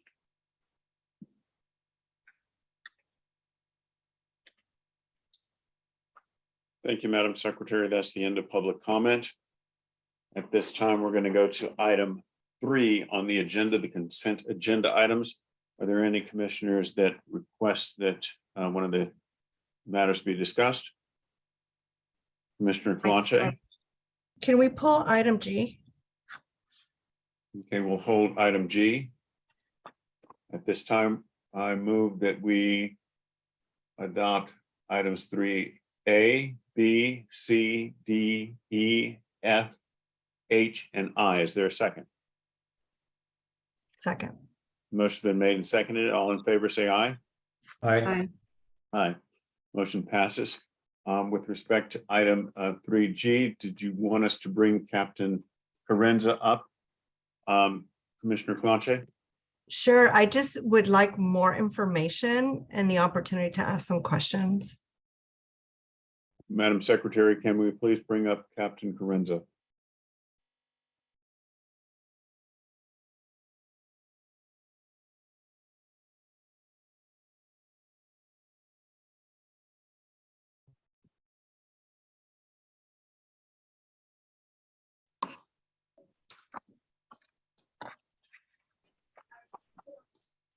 Good morning, Commissioners. Lillian Carranza here. How's everybody doing today? Good. Good morning, Captain. I just wanted a little bit more information in regards to the donation. And some of my questions are around how this came to us. It just says like it was unsolicited. And then more specifics about how it will be used, but more importantly, like why this is an important gift to receive. Thank you for that opportunity, Commissioner Calanche. This donation is coming to us, and it is intended to help officers with the targets, their training as it relates to firearms, so they can be more precise.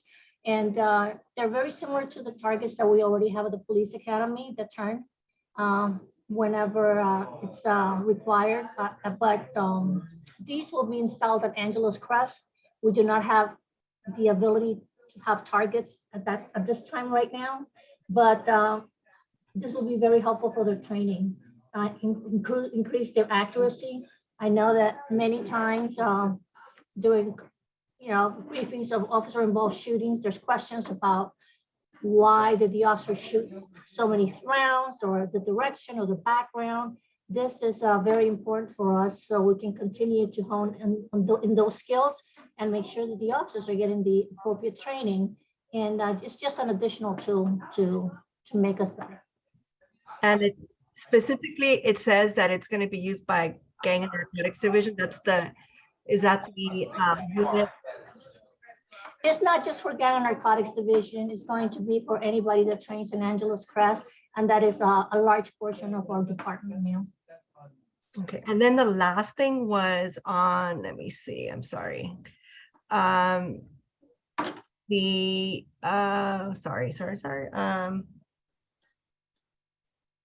Oh, yes, it says that it doesn't fall under the restrictions of AB 481. That is correct. It doesn't qualify as one of the listed items that would qualify under that. So that is the reason why we requested it and asked the commission to approve. So why doesn't it fall under, just for my understanding? Go ahead. No, just for my own understanding.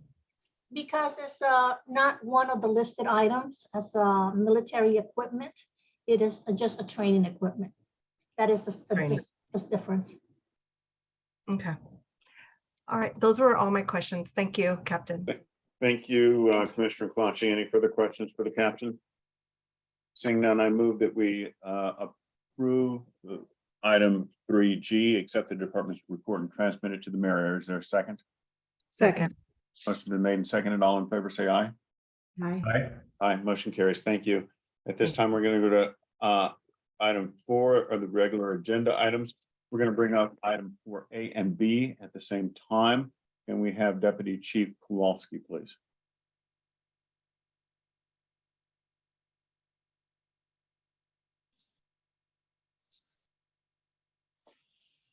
Unmute. Good morning, Mr. President. Good morning, Chief Kowalski. How are you today? Very good, sir. And good morning to the entire Board of Police Commissioners. Great. Thank you, Chief Kowalski. We've read your report, but why don't you go ahead and give us an overview and a summary, please? Yes, sir. I'm joined today by Commander Shannon Paulson, as well as Metropolitan Captain Brian Bixler. We're going to share our screen with you to start a very brief slideshow. Go ahead.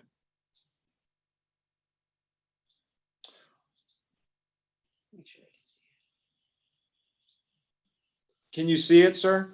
No, we can't. Madam Secretary, do they have the ability to share their screen? Yes, sir, they do have screen sharing privileges. We're doing it right now, sir.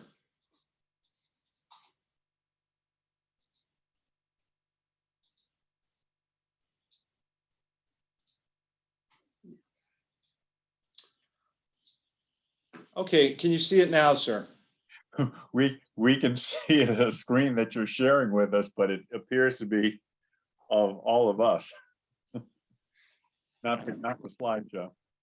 All right, we'll recalibrate that. Hold on, sir.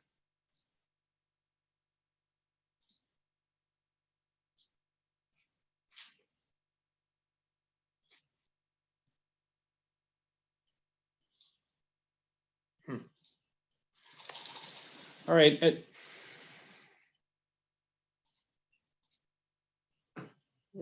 Were you able to see it now, sir? We are. Yes, thank you. Okay, all right. I apologize for the inconvenience for that, but the Los Angeles Police Department continues to leverage new technology to enhance future performances by our police officers. Today, we are here to discuss the purchase and acquisition of a quadruped unmanned ground vehicle and outline its deployment guidelines and procedures. This technology will be assigned exclusively to the Los Angeles Police Department's Special Weapons and Tactics and be used in a limited number of scenarios. The objectives today are to provide a brief overview of the quadruped ground vehicle, otherwise known as SPOT, background on its manufacturer, its capabilities, limitations, departments who currently use it, situations for its deployment, the approval and monitoring process, and its overall cost. Before I go into specifics, we would like to show a 2-minute video of SPOT.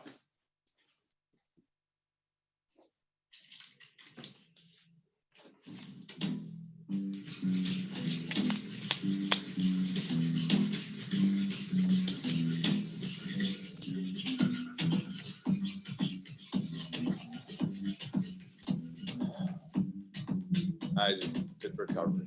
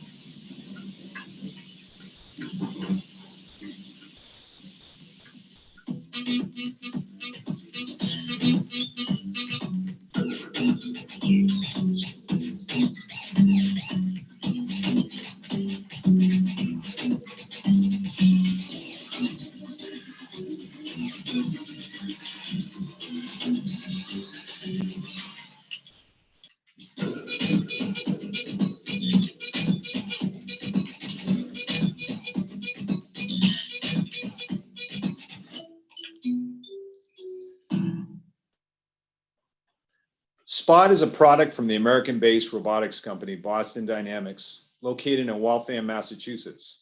Boston Dynamics specializes in creating robots that can match the mobility, dexterity, and agility of a person and improve efficiency in a variety of workplaces. While Spot is a highly complex piece of technology, it can be broken down into 4 basic components. First, it's powered by a rechargeable battery pack. 2, it operates with sensors and cameras to safely navigate through challenging and various environments. 3, it is essentially a computer supported by an 8th generation Intel Core i5. And 4, it moves similar to a dog because of its actuators in both hips and one in each knee. As highlighted in the video, Spot's capabilities are far superior to our current technology utilized by SWAT. Our fleet of robotics relies upon wheels or tracks and has limitations while trying to maneuver through various environments. Spot allows us better situational awareness and tools to navigate difficult environments. Spot can climb stairs, open doors, and maneuver through areas with debris by sensing and avoiding obstacles. The limitations we identified with the manufacturer and during our research with other police agencies who currently deploy Spot are: lighting conditions can affect its video visibility. To address this concern, we intend to include the purchase of the infrared camera, which will minimize these potential obstructions. It is a heavy piece of equipment. It weighs approximately 60 pounds and requires 2 officers to lift it. The range is only 164 feet from the operator, but with the purchase of the mesh network radio system, our signal range will expand to approximately 3,937 feet. Since the manufacturer has proprietary components, repairs and replacement of the primary platform for Spot is only available through Boston Dynamics. Our warranty program provides replacement or repair of parts within 10 business days. The LAPD is not the first police agency to purchase this technology. Several police agencies are currently using this, to include St. Petersburg, Florida, Honolulu Police Department, and the Massachusetts State Police. Most recently, San Jose Police Department has also acquired Spot to deploy in similar situations. In an incident just last week, St. Petersburg deployed Spot during a barricaded suspect involving the kidnapping of a 3-year-old child. Both the suspect and the child were safely taken into police custody. Discretion on the deployment of the quadruped unmanned ground vehicle is critical to maintain the public's trust. As outlined in the drafted administrative order, there are 7 situations that meet the criteria for its deployment. 1, active shooter incidents. 2, assessment of explosive devices and explosions. 3, hostage situations. 4, natural disasters. 5, hazardous materials incidents. 6, search and rescue operations. And 7, a standard barricaded suspect incident. I would like to highlight some areas that are prohibited for the use of the quadruped unmanned ground vehicle. While Spot has the capability to carry a variety of payloads, under no circumstances will Spot be equipped with any type of weapon systems, whether lethal or less lethal. As outlined in their ethical principles, Boston Dynamics will not authorize nor partner with those who wish to use their robots as weapons. If their products are being used for harm, Boston Dynamics will take appropriate measures to mitigate its misuse. It will not use any type of facial recognition software. It will not be used for surveillance purposes or be assigned to random patrol duties in any neighborhood in Los Angeles. And it will not violate any municipal, state, or federal law in its use. Similar to the Small Unmanned Aerial Systems Program, the Los Angeles Police Department will institute a restrictive approval and tracking process, which requires approval from the on-scene incident commander in concurrence with the commanding officer, Counterterrorism and Special Operations Bureau, or its designee. Notifications will be made to the Chief of Police immediately upon its deployment, and its use will be tracked on a quarterly report to CTSOB and submitted in the annual Comprehensive Technology Report to the Board of Police Commissioners. The purchase of this technology is significant. totaling $277,917.80. Listed is the breakdown of its cost for parts, enhancements, training, and shipping. It should be noted that the entire purchase will be funded by the Los Angeles Police Foundation. Consistent with our core value of quality through continuous improvement, the Los Angeles Police Department remains at the forefront of leveraging technology. Police agencies are using SPOT to obtain remote visibility into potentially dangerous situations. This technology is the future of policing. By remotely assessing a scene before taking action, our incident commanders can make more informed decisions that reduce risk, improve public safety, and de-escalate a potentially violent encounter with a suspect. We are prepared to answer any questions regarding this acquisition. And Chief, I have a question before I ask whether or not any of the other commissioners have questions. With respect to SPOT, I guess the question is it ballistically protected? In other words, you're going to send it into hostage situations or active shooter situations. In those instances, if someone were to take a shot at SPOT, can SPOT be damaged irreparably? It's a great question, sir, and it's something that we looked at in our research with both the company and as well as our conversations with other police agencies. Ballistically, it is not protected. The hardware that it has around it is very sustainable for any type of damage of falling downstairs.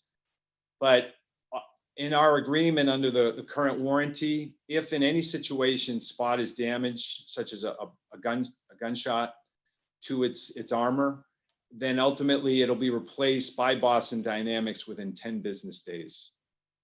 Okay, thank you. Commissioner Soboroff, I see you have your mic open.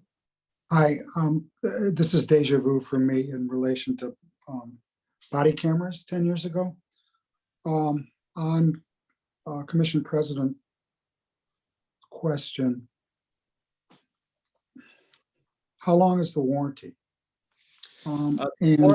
Are there circumstances under which they won't replace it? Is there?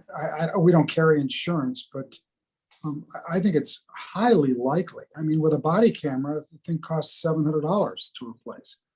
But I think it's highly likely that the bad guy would try and damage this thing so it stops working. And in that case, it's so expensive. How long is that warranty, and is that warranty without fault?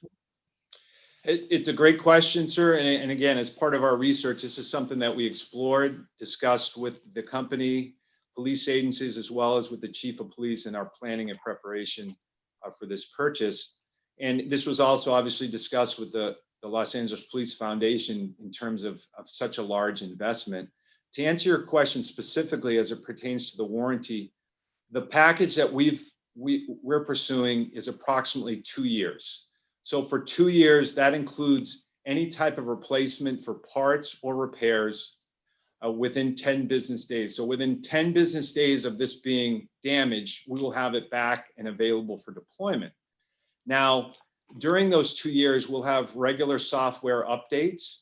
And then, as mentioned in the PowerPoint, Boston Dynamics has proprietary rights to basically the primary platform.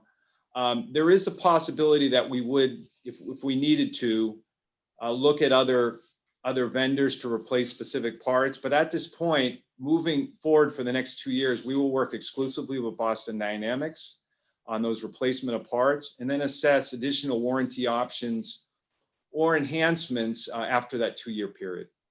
Okay, so my comments would be, number one is, if you can get 4 years instead of 2 years or 5 years, could save hundreds of thousands of dollars.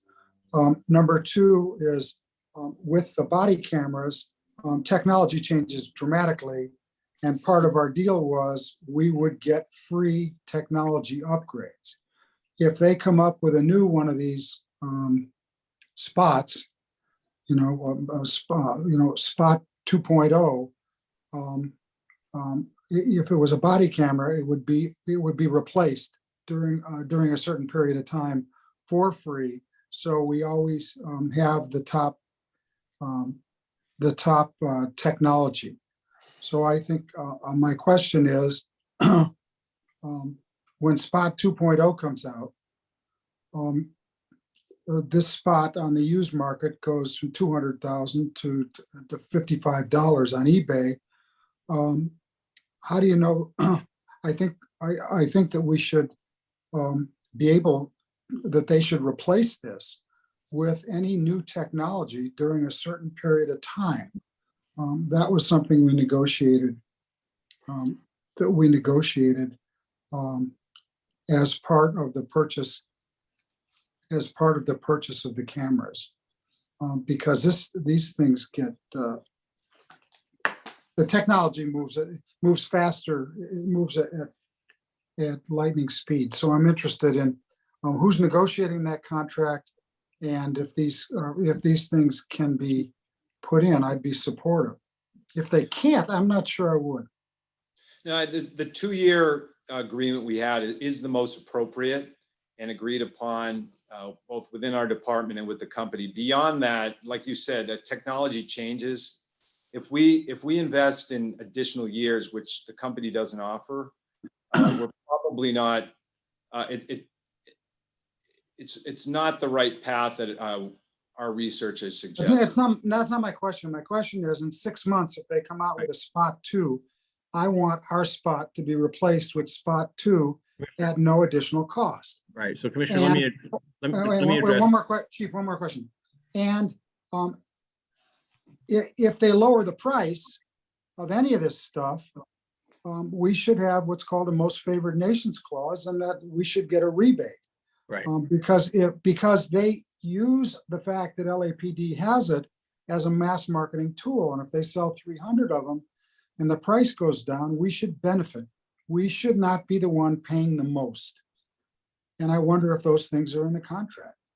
So the great points and points that we discussed when it came through my desk. The 2-year, if there are upgrades in software, if there are upgrades and capabilities of this system, they'll be incorporated into the 2-year maintenance program. Chief Kowalski, is that correct? Yes, sir. Okay. Secondly, the 2-year period is what they're offering, because they do anticipate that in 2+ years, 3rd year, 4th year, that the rate of technology, Moore's law, not mine, but the technology theorem, will see advances in this work. Lastly, so that buying a 4-year or 5-year, we talked about, this piece of equipment, $23,000, I think was the amount for the extended warranty. I'll look here to update myself. The extended warranty was was $24,800, and that service for the service plan for 2 years, from portal to portal. Anything happens to this device, any upgrades they make to this device, will all be incorporated into this. So if this thing gets destroyed, they will replace it. If it gets shot, they'll fix it. If there has technology upgrades, they'll update the computer and the capabilities of the system. This is a $250,000 investment. There is a small discount that's been offered to us, but this is also not in the state that body-worn video is today. The most favored nation status, for instance, is a result of agencies across America picking up body-worn cameras by the thousands of agencies. That's not the case of the status today. We have some agencies that are using this. Most agencies using this are actually warehouses and large, expansive areas that rely on this technology to do patrols. It's actually replacing the human element by activating through robotic inspection. So it's not a law enforcement specific field at this point. I do anticipate that the growth of this technology over time is going to offer the department some of the advantages that you speak about. But what we are worried about is that we do think that 3 years from now, that this device could be outdated. This company, Boston Dynamics, as you're aware of it, is not a law enforcement centric organization. This is an organization that deals with many, many different applications. And so it wasn't on the suite of us where we could garner that support. And we would ask for your support with the limitations, recognizing that if this gets busted or injured or somehow harmed over a 2-year period that is funded. If in the aftermath of that, we continue this, the service package you see as a 2-year point is $24,000. We would look to the foundation for support at this juncture and also recognize what other new modes or new elements this system may have is what's impossible to predict. Whereas body-worn video, they really don't know where they're going to be 2 to 4 years from now. But right now, we know we're not going to see this device suddenly depreciated in value if because there's some pending, Apple 5.0 that's coming out. Lastly, the ballistic protection of this device, our historic experience to this date is that robotics are not damaged as much as you would think they would be, is that they're not attacked, they're not damaged by individuals who are barricaded in these situations.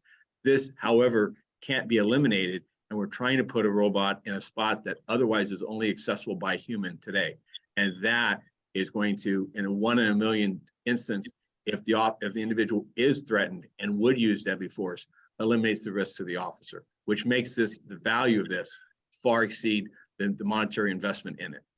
Okay, I understand that, and it's compelling. My question is just that in addition to changing parts, if they come out with a new one that's that has 5 legs and renders this within 2 years, I want them not just to mail us a leg, I want them to send us a new one.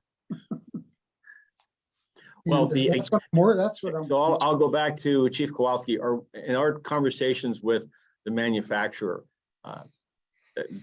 first of all, this is not something that's been offered or that they're, to my understanding, is willing to give us any new 2.0, 3.0, whatever we want to call a significant generational move in the capabilities. But this is emerging technology as it is. This is not technology that, the growth in technology that has gotten us to this spot did not, to this position, forgive the pun, did not exist 2 years ago. 4 years ago, this was all aspirational wear, which includes the arm that you'll see that's now on this device, where when our initial research began on this, the $64,000 arm, I believe is the number, didn't exist, which was the actuator to actually open doors and really increase the utility of this device. So you do see those. Lastly, I do believe that the investment in private industry and others demand that they work from this common platform and would not withstand corporations that invest millions of dollars in multitude of these devices. You saw the training video. It's not a one device and done, it's multiple devices. That has to also provide for the economies that it has. It's an evolutionary sense that your current version doesn't suddenly become obsolete because we come out with a 2.0, that there has to be a migration path just from a marketability of this. That's generally the economies and what I would expect in this as well. Okay, well, last point is one mitigating factor is the spot itself is only a portion. In fact, it's only about, 35% of the overall cost. So just because that changes doesn't mean our investment in all the other support systems are adequate also. So I think that significantly lowers the risk. And again, you can't put a monetary number on the kinds of situations that this thing can avoid from happening. Thank you, Chief. Thank you, Commissioner Silveroff. Commissioner Bonner? Thank you very much. First, Mr. T-Bank was kind enough to call me this morning to answer the questions that I knew of at the time, but I had a couple others that have come up since for the presentation, and I'll just list them. One is I noted that the video was looked like it was in a non-policing context. So the question was, is there anything, or does the manufacturer have anything that shows the unit in operation in a policing context? Second question about the training is it only for the operation, for the operator and the person overseeing, or is there any other training needs for officers who might be on scene? And then third is in the event the unit does come in contact with a person, is that reported in some way as a use of force, or what's the thinking on how that would be treated? All right, so quickly on all your questions, sir, and thank you. Those are great points. First of all, I think narrowing this down for the presentation, we did use a non-police video just because we wanted to highlight and show the capabilities of what SPOT can do. And obviously that was included in some of my remarks during the presentation and during the Q&A.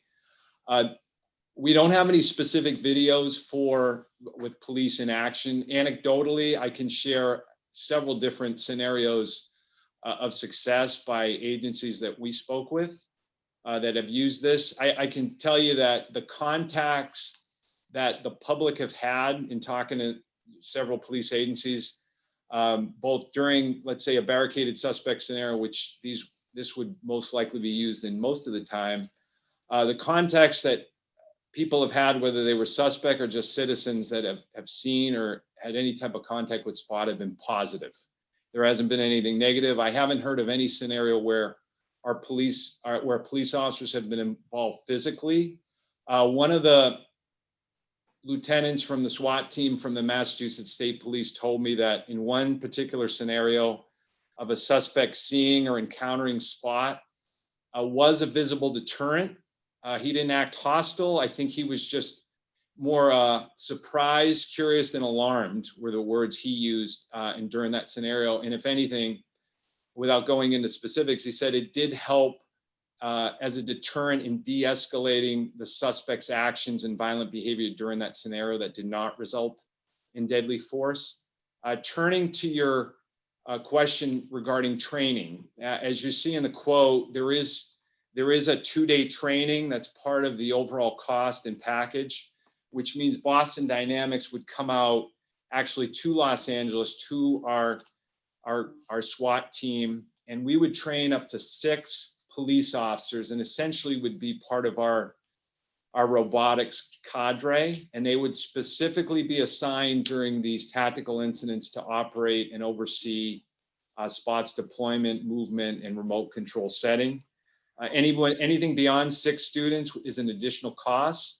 So that 2-day training will cover all aspects of the manufacturer's guidelines, specifically with a use of force between SPOT and the suspects.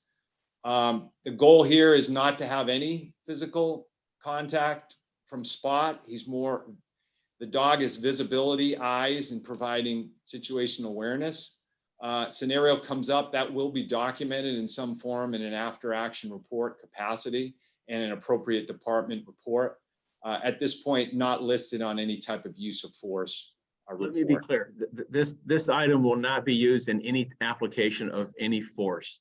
This mechanical robot will not deliver any type of use of force in any manner. Now, if somehow the suspect were to run, or the individual were to run at the robot and somehow engage that in that type of a contact, that'll be it would not be a quote unquote a reportable use of force because based on our definition, we don't use robotics for the deployment of lethal or less lethal or any type of force options today. And we're commitment and under direction of this commission, just like our UAS, that's prohibited. Just to clarify that last point, Chief, you're saying that in a situation, if this device went into a room and saw a suspect pointing a long gun out a window and firing down on officers, you're saying that there's no situation where the operator would use the opportunity to try to knock them down or anything? No, I don't envision that scenario because of the dynamics that we have involved here. We need to grow into understanding the use of this tool, and we need to grow it in an observation and report format, a detection, if you will, and observe, not a weaponization of this in any fashion. Thank you. Add on that, sir, Commissioner Bonner like the chief said, it has no ability to be weaponized. However, it does have the capability to voice, and it can provide commands to a person. So again, de-escalation through verbalization, we will have the ability to communicate with any person in this scenario. Thank you. Thank you, Commissioner Bonner. Commissioner Kalanche, any questions? I guess after listening to all the conversation, I guess my question is, why is this necessary at this moment, given so many unknowns and the cost, right? So we have to weigh like the cost versus like the unknown. So what is the need for it at this moment that makes it an item that we just have to purchase? It's a good question, Commissioner. Like we've said today, it's a huge investment, but the bottom line is we have tools, robotics in our fleet that SWAT currently uses. However, the maneuverability of SWAT far exceeds anything we currently have. I mean, our current robotics operate on wheels, and they have limitations. And oftentimes during a situation that SWAT's deployed, we're using these robotics as our eyes. And as they enter different rooms, they often meet obstacles that don't allow them to move, or they get turned over. SWAT, as we've outlined here today very clearly, is the next level. I mean, this is the future of policing that will allow us that type of awareness and understanding of what is going on during a situation, and ultimately will save lives. And how often do you anticipate using this device? Well, when you look at the average deployment for SWAT, so we'll just stick in we have high-risk search warrants by SWAT, and we have barricaded suspect, which is primarily the role of SWAT. We average about 120 SWAT deployments per year. We're on track for that same number moving into the end of 2022. We serve approximately 30 to 40 high-risk search warrants. In those scenarios, we average probably about 50% of the time where we're using some type of robotics to assess a situation, to give ourselves better awareness and understanding of what type of environment this is, where our suspect is potentially hiding or is concealing himself or herself, and what type of tools we need to handle this situation peacefully. So it will be used with regularity in those situations, as well as the other scenarios I listed that our police department could face. If I could, and I just want to interject, the cost of this technology, which is generously being provided by the philanthropic community and not from the city's budget, is going to allow us to continue to reduce the interactions between human on human, person on person. I'm proud of the work of the efforts and the professionalism and the tools that SWAT has, that as we just demonstrated in a 10-year study of these high-risk encounters involving dangerous individuals, some of them hell-bent on engaging officers at the earliest opportunity, that this allows us, again, using modern technology to de-escalate those situations, to slow them down, and to give us the best chance of safely resolving it without risking an officer's life, and also protecting the offender, the individual who is the one barricaded. We have, I believe that it's appropriate use, because I can't put a value on the instances in the last 3 or 4 years where officers have been fired on from persons that are barricaded and are willing to take the life of an officer. And I have that person exposed because I don't have a robot. We don't have a robot. We don't have a piece of equipment that can overcome that obstacle of the layout, which was not of our choosing. So I'd ask for your support. I have one more question. Thank you for that. Did we reach out to the company, or did the company reach out to us to sell their product?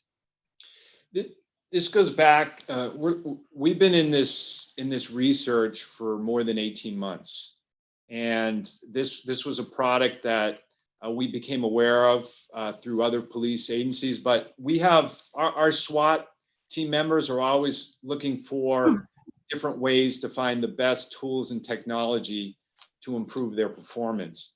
And this was presented in discussions I had with SWAT team members and the SWAT lieutenants on technology. And then as we researched this company, we began our discussions with the director of special operations and the chief of police, who were supportive of us doing further research with the company to see if this was a tool that we wanted to add to our inventory.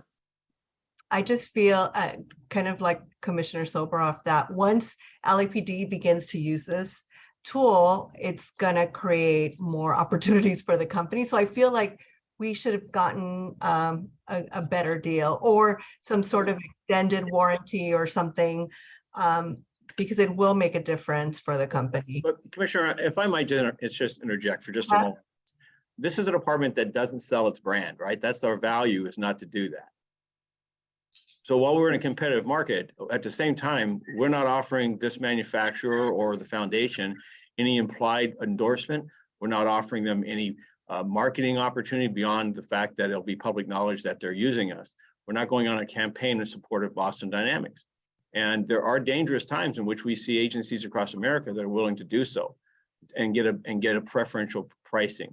And I'm not unaware or naive to the fact that Boston Dynamics may see this as a talking point or messaging point. But at the same time, we have an ethical responsibility as we work with the foundation and as we bargain in good faith for a competitive deal, but also one that remains within the boundaries of good professional standards. But I also want a lot of money. Oh, I'm sorry. Yeah, let me. Commissioner Soboroff, let Commissioner Clanche finish first, and then we'll. And I'm sorry, I didn't mean to speak for Commissioner Soboroff, but that was just my last question. It's just a lot of money, so it's just bear some consideration. Let me clarify that the questions that I asked, it seems to me that the team who did the actual negotiating of this contract covered each one of the points that I thought were salient, and it's real easy to sit back here and say, well, they offered 2 years and we should have got 3, and somebody else could say, well, they offered 2 years and we should have got 1.5. But I believe that they covered all the salient points that I was concerned about with body cameras and was concerned about with this. So I'm prepared to move ahead with this. Commissioner Clanche, just to address another point that you brought up about this and your concerns about the technology, the luxury we did have in this 18-month process was looking at it from several different angles, and as well as the Chief Moore mentioned about the advancement since we started in this, and having the luxury of looking at departments like the Massachusetts State Police, who didn't originally purchase the spot arm or the spot camera with the infrared ability. And they told us about the limitations they had with their spot dog. So as we sit here today with this purchase, with the type of equipment that we're seeking to buy, this is the latest and best model of Boston Dynamics for our SWAT team today. And I'm confident that it will be for the next several years. And then, like Chief Moore said, we'll assess it then and see what we can do to improve upon that, while keeping in mind the fiscal, restraints and being judicious in what we purchase. Appreciate that. One last question, a really quick question. Would you be retiring some of the other equipment that you feel maybe isn't doing what we need at this point? At some point, like, would you see that we would be moving more in this direction versus like some of the on wheels robots? Well, certainly it's a great point, and we're continuing to evaluate that. I mean, currently right now, we have 2 different types of I-Core robotics, and we have 9 recon throwable robots, and they're sufficient in what they do.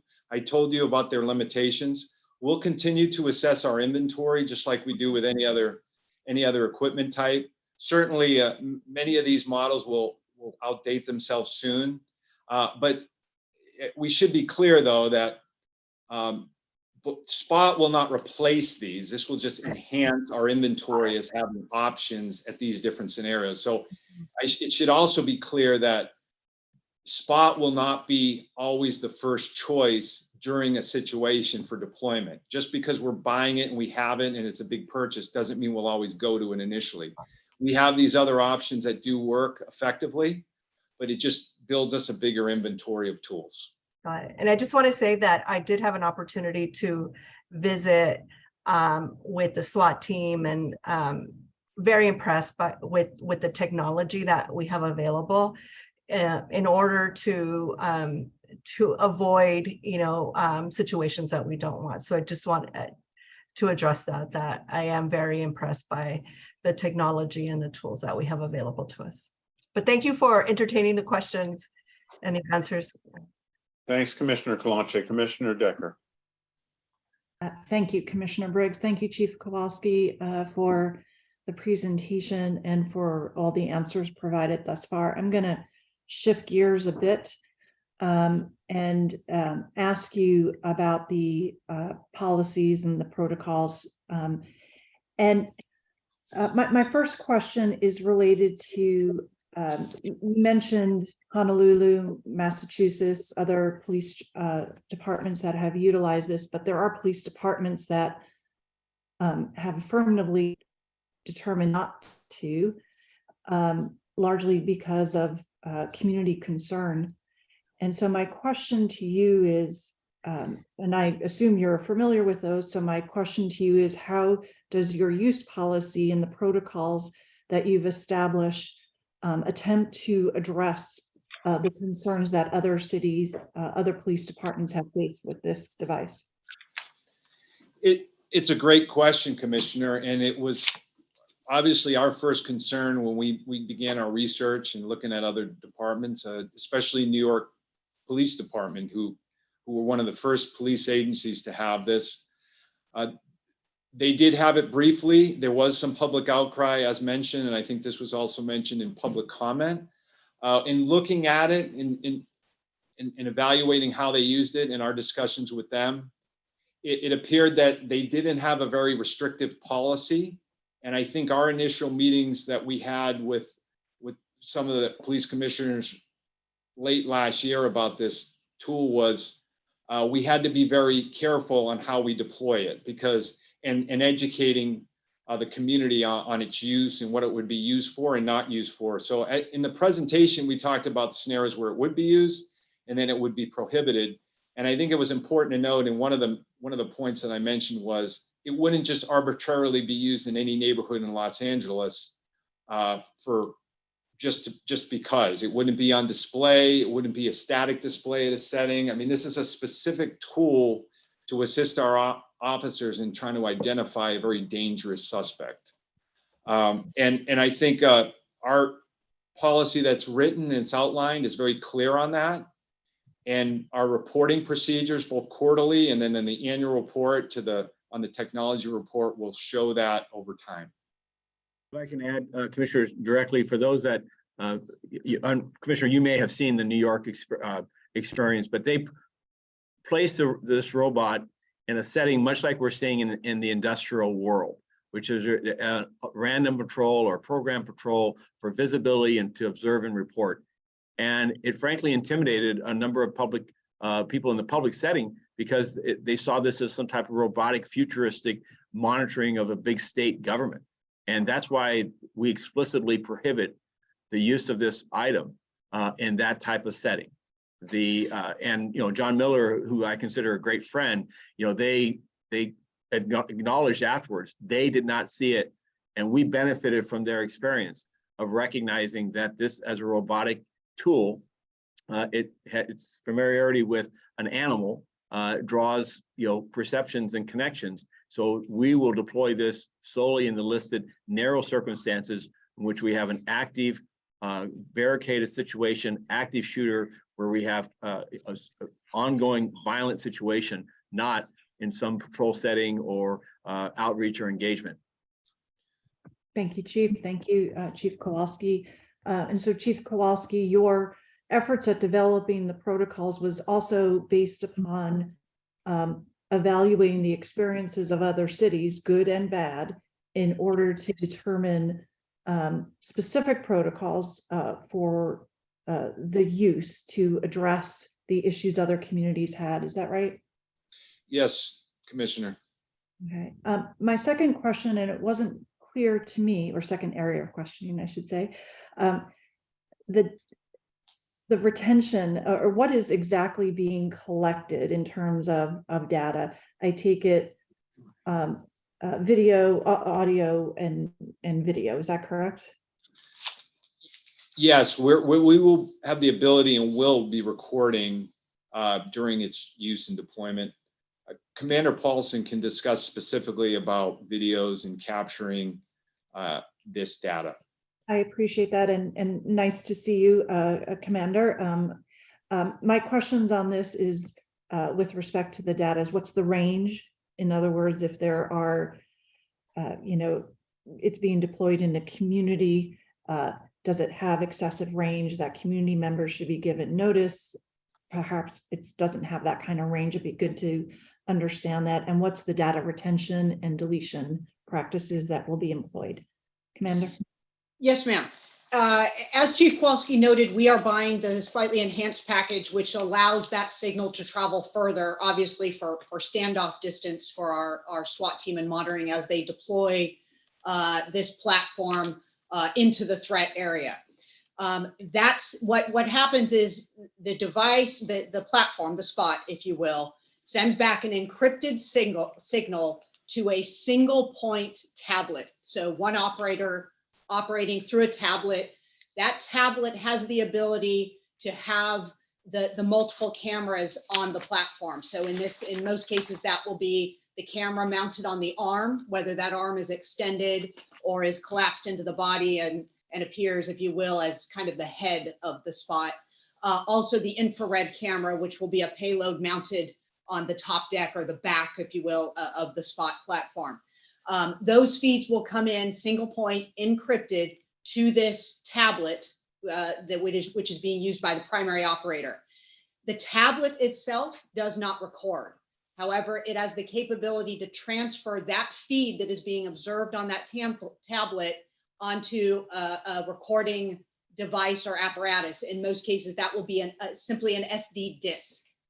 That disk then, at the conclusion of this operation, for evidentiary purposes, will follow our standard department booking practices and policies with respect to privacy and evidentiary holding and handling, and will be booked into evidence. And that is the only recording, short of course, reproduction for purposes of delivering to any legitimate and legal review entities, such as the DA's office, that sort of thing.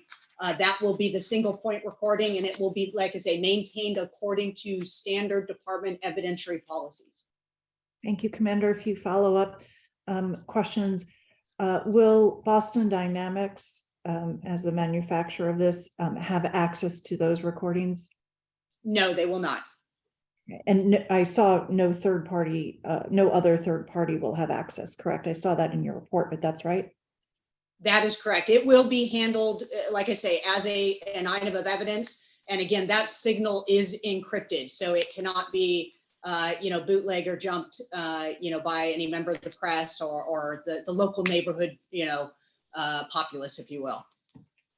Thank you, Commander. And I don't think I understood the range. You said enhanced, but in terms of the range, are we talking about the area in which the criminal activity is happening, or do neighborhoods should be concerned about conversations that they're having in other buildings? Or I'd just like to understand the range and what enhanced capabilities means. Yes, ma'am. The pickup, if you will, is only the immediate vicinity of that platform. So as that platform enters into a room, what those cameras are able to see, what the sensing device is able to hear in that, localized area. The range I referred to is what that platform is able to send back to the tablet. So how close that tablet has to be in proximity to the platform in order to be able to receive that transmission. Understood, Commander. Thank you for that clarification. I think that was important, at least for me. So thank you. My final area of questioning is because this is new technology, and you will be pursuant to the new tech policy presenting an annual report publicly, but I see you're also having internal quarterly reports. And so my question is to ask you if you would also provide those reports or discuss that with the executive committee on the commission, so there can be a review, particularly in the first year of the use of this technology, assuming it's adopted, to evaluate its use and its consistency with the policies coming forward, but also to determine if it should come forward in at a future meeting for transparency purposes. And I'm thinking really just for the first year, in case there's concerns from the community. I think the reports on drones did a lot to address concerns in many communities in Los Angeles about potential use.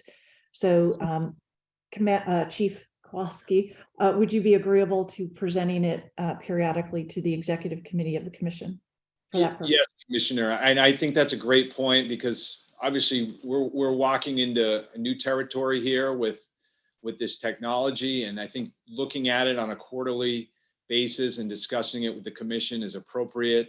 And like you mentioned, the SUAS, I think we started out with a very short 3-month window of looking at it. And now it's on an annual basis, and there's a strong understanding on both the commission and the department's part. And I think we'd like to follow that roadmap as well here.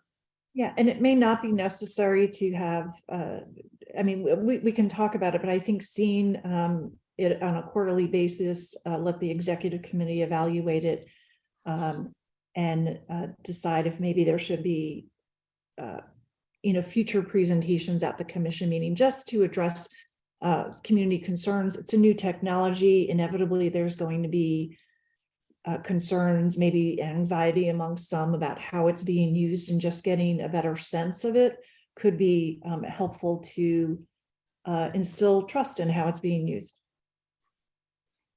Yes, ma'am. All right, let me just, I believe those were all my questions. Thank you, Chief Kowalski and Chief Moore for adding to that. Thank you very much.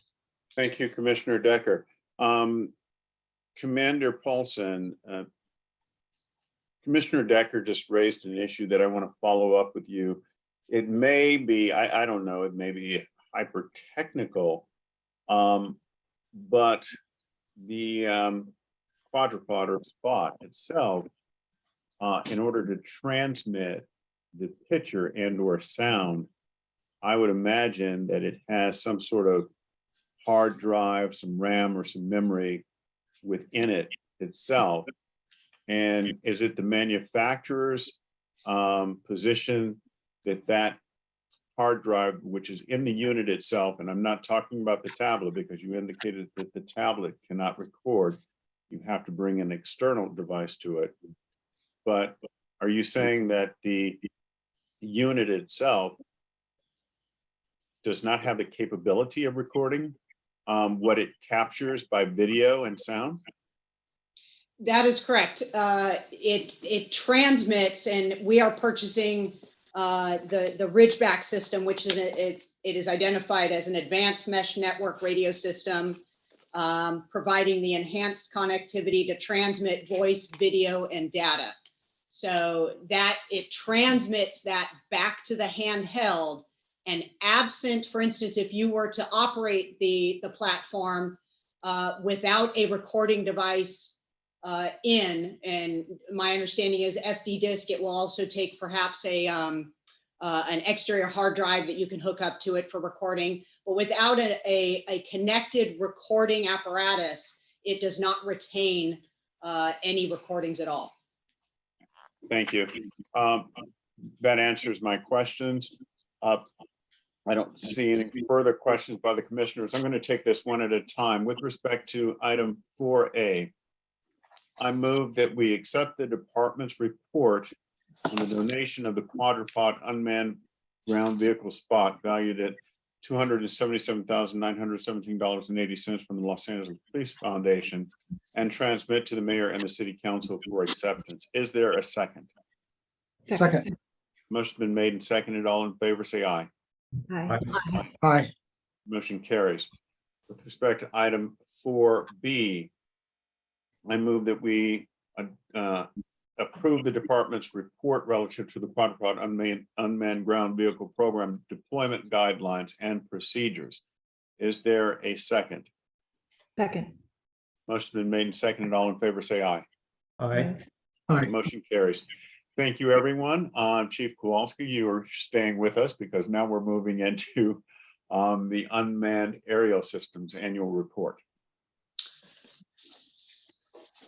The Los Angeles Police Department has completed its most recent Small Unmanned Aerial Systems Annual Report, or SUAS. The evaluation period covers July 1st, 2021 to June 30th, 2022. And it highlights 7 areas that includes deployments, scenarios that necessitated its use, its effectiveness, and recommendations moving forward. A total of 18 requests for the use of the SUAS were initiated and requested for approval.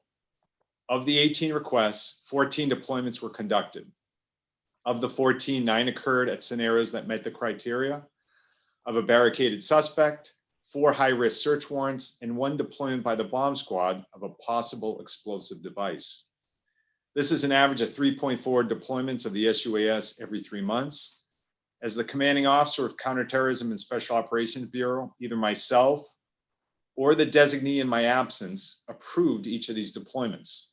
Notifications on these deployments were made immediately to the Director, Office of Special Operations, the Chief of Police, and Mr. Richard T. Fank for awareness. For overall effectiveness, in all these scenarios, the suspects that were apprehended were taken into custody with either no force used or a minimal amount of force used by our officers. The use of the SUAS allowed the officers assigned to tactical positions a reduced risk of being harmed, provided greater visibility and situational awareness, thus providing our incident commanders more information to make timely and accurate decisions for improved command and control. The Los Angeles Police Department was in full compliance with meeting the due dates and timelines for reporting purposes. For the 18 requests, each report was submitted for review to the Bureau and Office within 2 business days, and copies were provided to the Inspector General and Police Commission Liaison consistent with the current written policy. Each deployment was reviewed to ensure that both 4th Amendment and privacy concerns were adhered to, and all flights, including training flights, were in compliance with FAA regulations. All data collected for each deployment by an SUAS is retained and stored in compliance with department policies. We are prepared to answer any questions you have regarding this report today.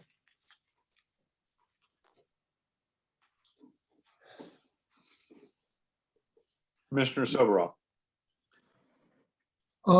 All the concerns that happened at the very beginning, we were going to be arming these things, we were going to be spying with them, we were going to be deploying them all over the place.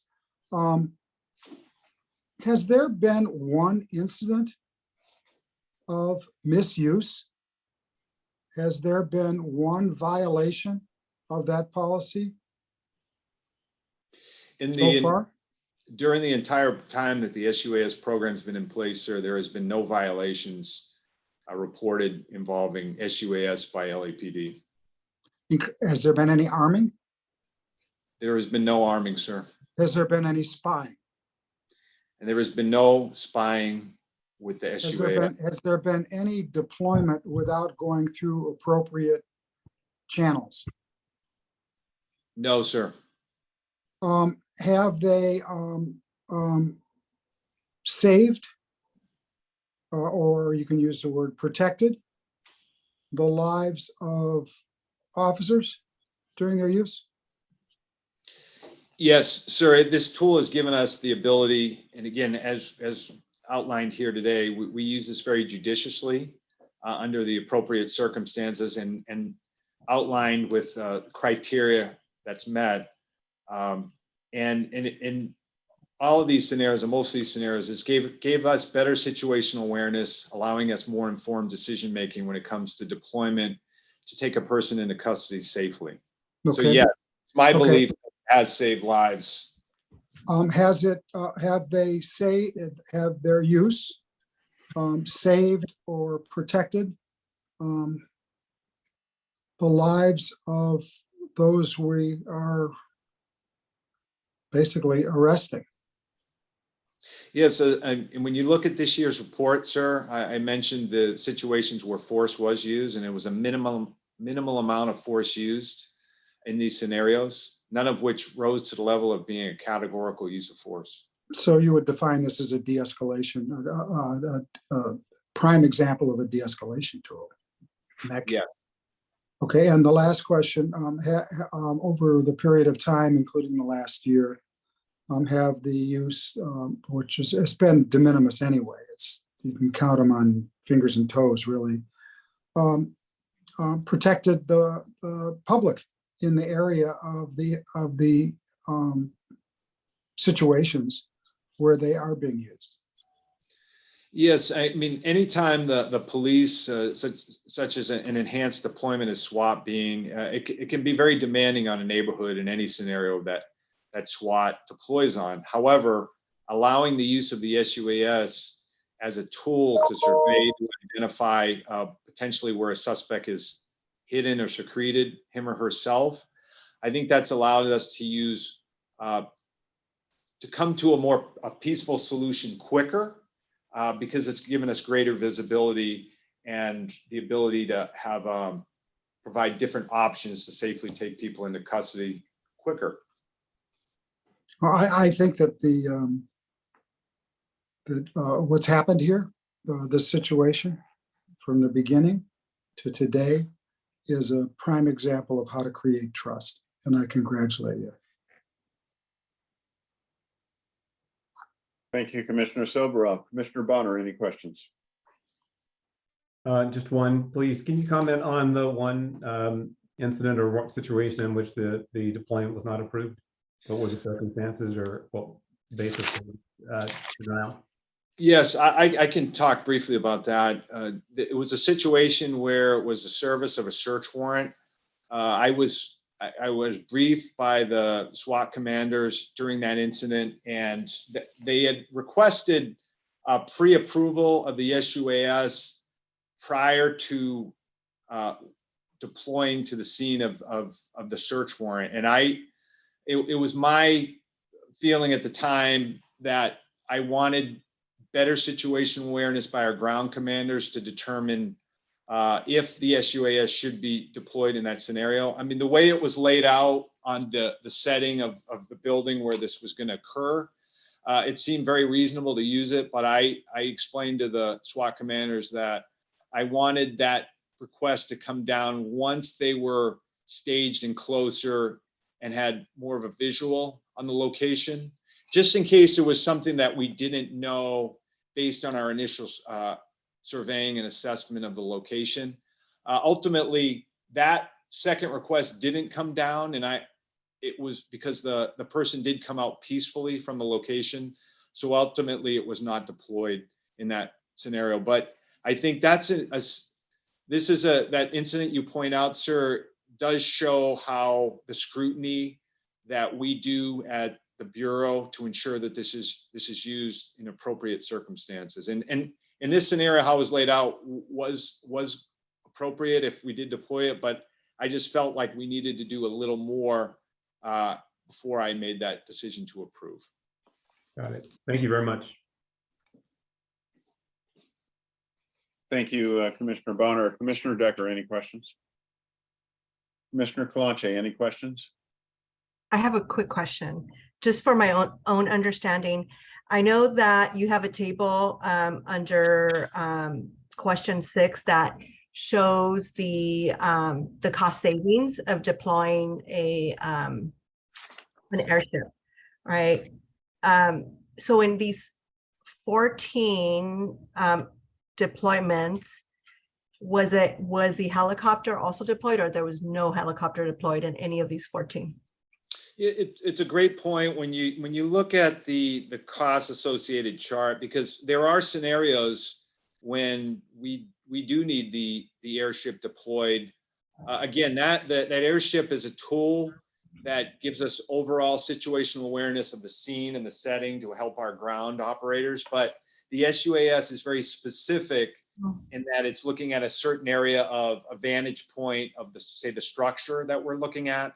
So yes, the airship was deployed in many of these scenarios. I don't have a breakdown, of course, for each of those, but yes, in many scenarios the airship is, so it wouldn't result in any type of cost savings for those settings. All right, thank you. That's it. You're welcome. Thank you, Commissioner Kalache. Chief Kowalski, on that latter point, would another way of stating that is that the department's airships, when they're over a location, they're constantly in moving as opposed to the UAV, which can simply be in a stationary position? Yes, sir. And to add to that, I'd say just in that SUAS could be up there briefly for only a few minutes, as opposed to the airship being around an incident for, which could be sometimes hours. Okay, thank you. If there are no further questions, I move that we adopt the department's report. Is there a second? Second. Motion been made and seconded. All in favor, say aye. Aye. Aye. Motion carries. Thank you very much. And thank you, everyone. That's the end of our agenda for today. So I move that we adjourn. Is there a second? Second. Motion been made and seconded. All in favor, say aye. Aye. Aye. Aye. Thank you. See you next week, everyone. Be safe. Thank you.